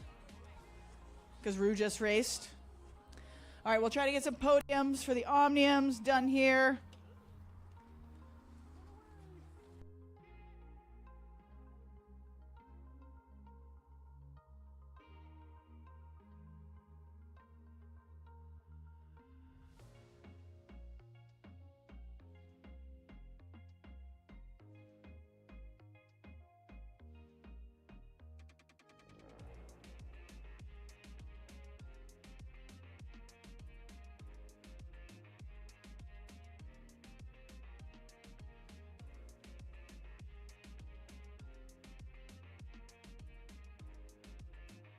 Hey, Henry, come here. I believe we're going to be starting with our Cat 4 men. Henry, can you pull up the Omnium for me?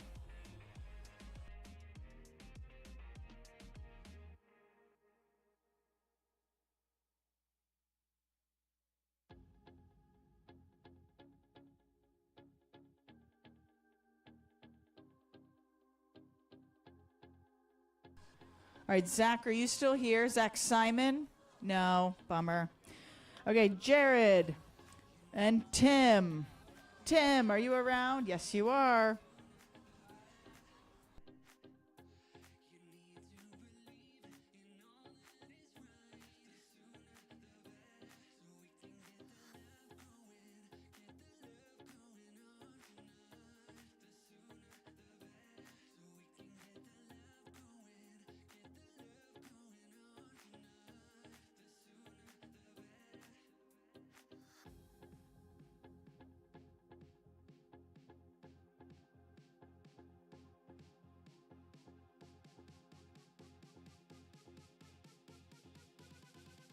All right, I believe next we're going to have the 1-2 men.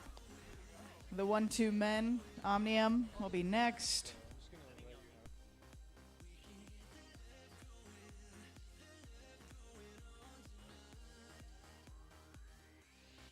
Looking for Harrison, Andrew, and Merrick really fast. Harrison, Andrew, and Merrick.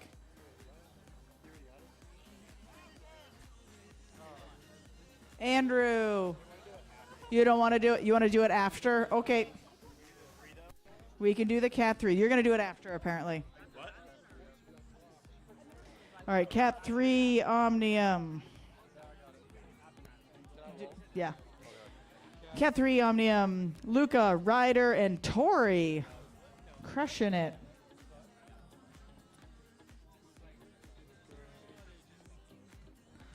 Tori. Yeah. Hands up. There you go. Woohoo! If you need money, Ryder.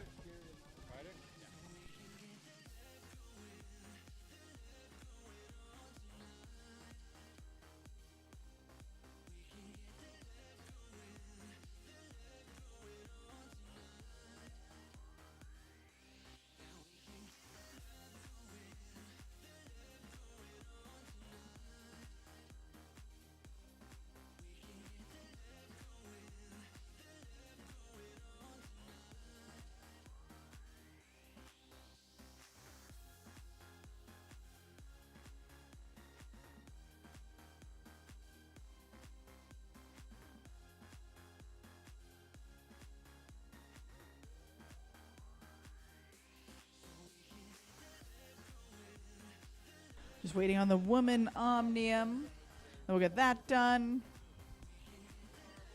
Rue is also your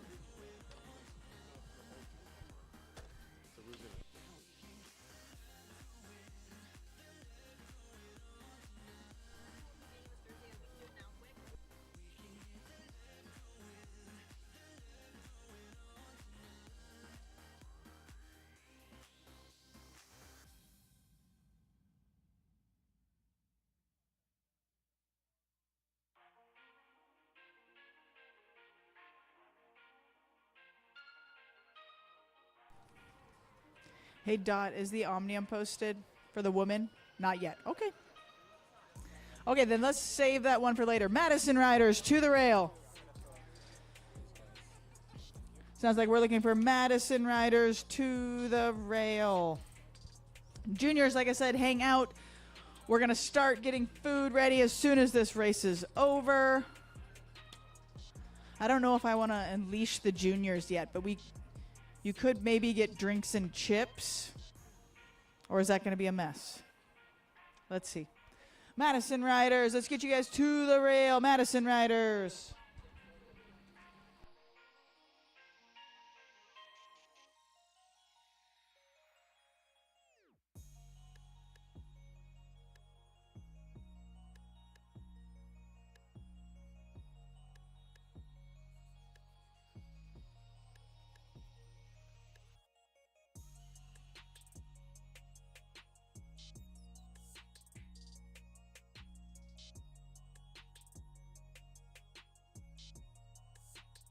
Corey.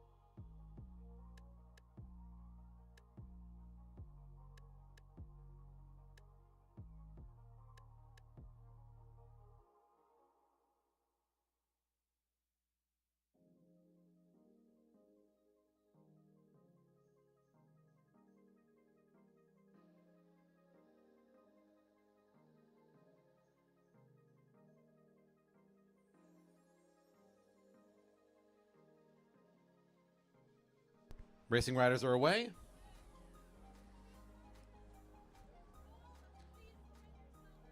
Relief riders are given the signal to go. Spread yourselves out, please. 20 laps on the lap cards. It's a Madison, so a team-based race. You can tell who is on the same team based on the color of the Madison jersey they are wearing over their regular kit. We'll be talking about this race as a split scratch, which is essentially two chances to get points. So like a points race, 5, 3, 2, and 1 to the first teams across the line. but they only get 2 times to do it. So one time they'll be a bell at 11, the second time a bell at 1 to go. Team with the most number of points at the end is your winner. That was a fast neutral from our group. Gallagher ditches the visors and then goes on the attack. That was just getting a little extra breath before top speed. Looks like he's teamed up with his partner once again. It looks like Divine and Gallagher coming back for more. This time in the Dynamojo Dojo Casa House team. Team 6, the pink jersey. Dyna always bringing the style, let me tell you. Nice toss in there for the pink team as they'll get it going. Rocking and rolling. Team black-green getting the toss in now. That's the Union Yoga team, number 5. It looks like that was Chris Wilson, if I'm not mistaken, getting Andrew Martin into the race. Harrison Devine is going quick here. A very important toss in for purple under movement as Keegan Fairbanks does a nice job of getting teammate Rue Tomko in there. That's for the purple squad, number 4 for Yukon Racing. Pink again with an exchange as Devine will bring in Gallagher. A nice quick toss in. Good smooth looking transitions here for our teams. It's nice to have had a Madison fairly recently as everybody's a little bit more prepared today. It's looking good in the early part of the race. Lots more laps to go. Bell at 11, they're seeing 17 to go. This is not a long enough race where there's going to be sort of chapters to this thing. It's pretty much just going to be fast all the way throughout. I don't think there's going to be a whole lot of rest here, especially the way that Pink is racing. Bright green Union Yoga on the middle of the back straight makes an exchange. Some big hustle there from our rider from that team trying to get back in this. And right in front of him is purple making another important exchange. Fairbanks.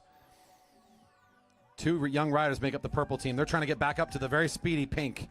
Harrison Devine for pink gets tossed back in. He's moving quick in turn 1. I know their strategy right from the very beginning was that they know they've got great endurance. No reason to wait. Just go right at the gun, get it started, never let up. Trying to bunch up a little bit here in the middle of the back straight. Looks like that might be I think it's team 50. Turquoise and orange of GS Flash. I think that's Andy Baker. It's working with Nolan Adams on that team. They're right in the midst of this field now. An important exchange at 15 to go for Baker and Adams.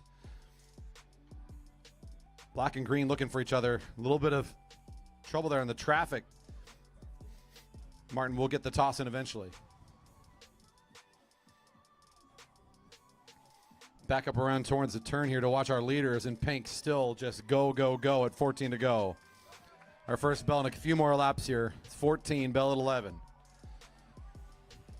Nolan Adams for team 50, the GS Flash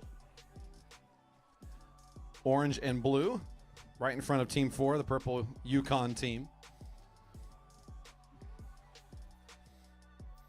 Your leader is making a very high-speed exchange out of turn 4. Good toss in from Gallagher as Divine's on his way. 13 to go.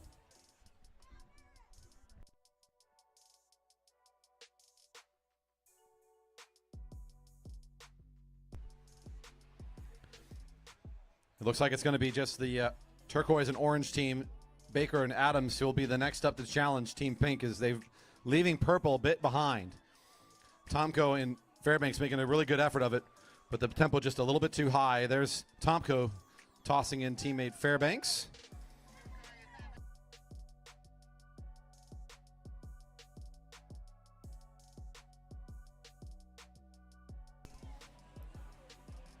Team 1 on the home straight just made an exchange. We haven't talked about them very much. That's going through team 1 and 2 right now is Serge Malikian for the Rainbow Ride Group team. I think he's riding here with Andy Lynch, if I'm not mistaken, his teammate today. Bell's ringing for your leader on the track right now. Pink team at 11 to go. Next rider to get the bell is the turquoise and orange team. That's Nolan Adams wearing number 50 right now.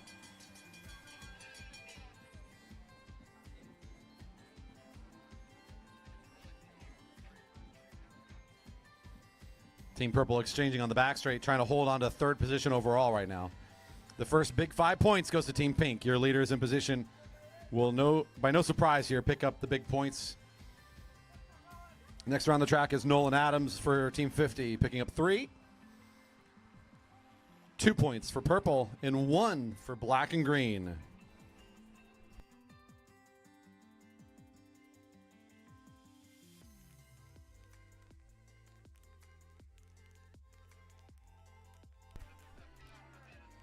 Exchange there for turquoise and orange in turn 3 with Andy Baker going in.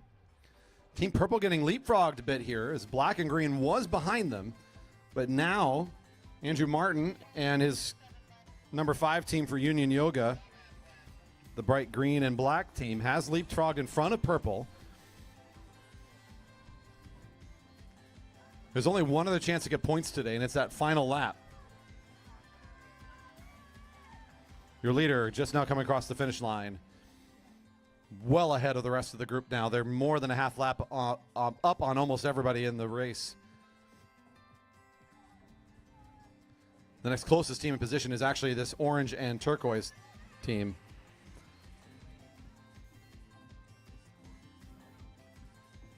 A little bit, looks like a bit of a misfire there for orange and turquoise. Is a bit of a botched exchange. They'll get back in on it. Your leader in turn 1 is pink. Well more than a half lap up on the rest of the field. Here's your field coming onto the home straight. It's team purple, black and green, and then the orange and teal teams. That's our field at 7 to go. Orange and teal in second with 3 points after the first sprint. Black and green, Andrew Martin putting on a very impressive attack here, trying to drop the rest of these two teams. If he can keep this pace up, he's going to separate himself from the rest of this group. Should pick up 3 points in the final sprint, and that should be enough to confirm a second place finish for Team 5 for Union Yoga. 6 to go.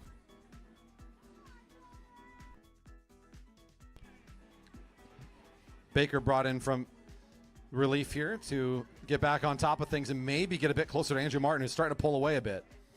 Rutomko now for the purple team in turn 2 getting thrown in as well. Couple teams on the back straight being found by our leader team. So that's pink on the back of 2 riders.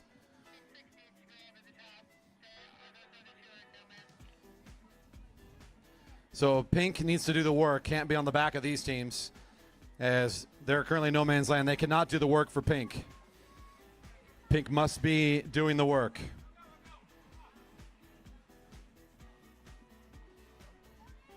A little messy here as things are all over the track. Your leader's starting to catch teams now, including purple being caught now.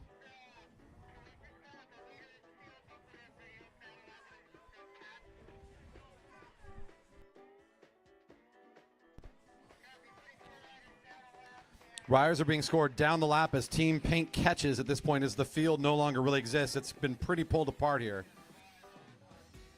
Pink has caught most of our teams except for teal and orange at this point.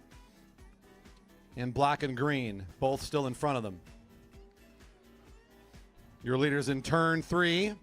Purple just getting caught, so they're right behind as that's Fairbanks trying to hold on. 2 to go. Everybody is eligible for points. Everybody's on and eligible for points. There is no team currently in no man's land.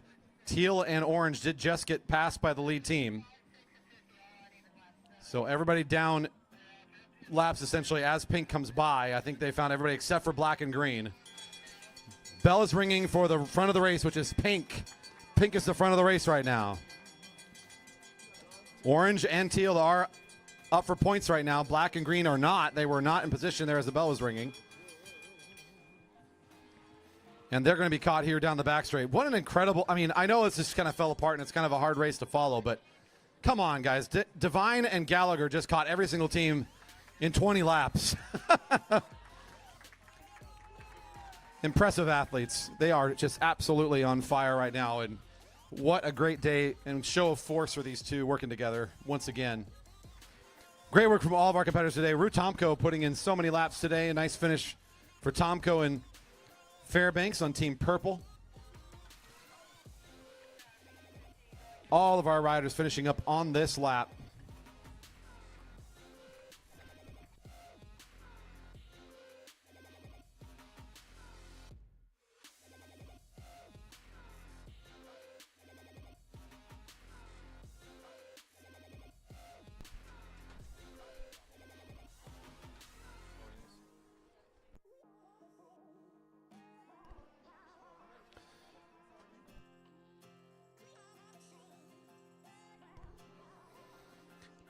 And with that, we are ready to close down shop for our Friday session.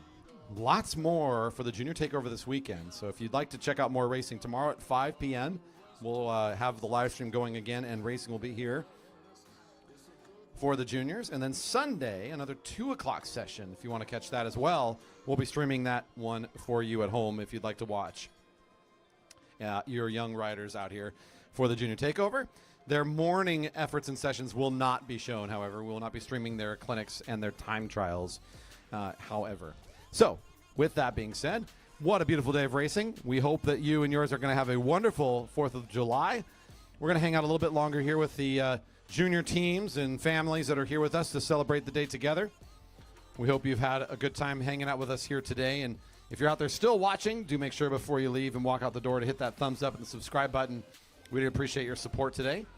It's been my pleasure to bring all the racing to you. My thanks to my crew up here, our officials, our staff, all of our volunteers, and of course, these great riders today. What a great day of racing it's been.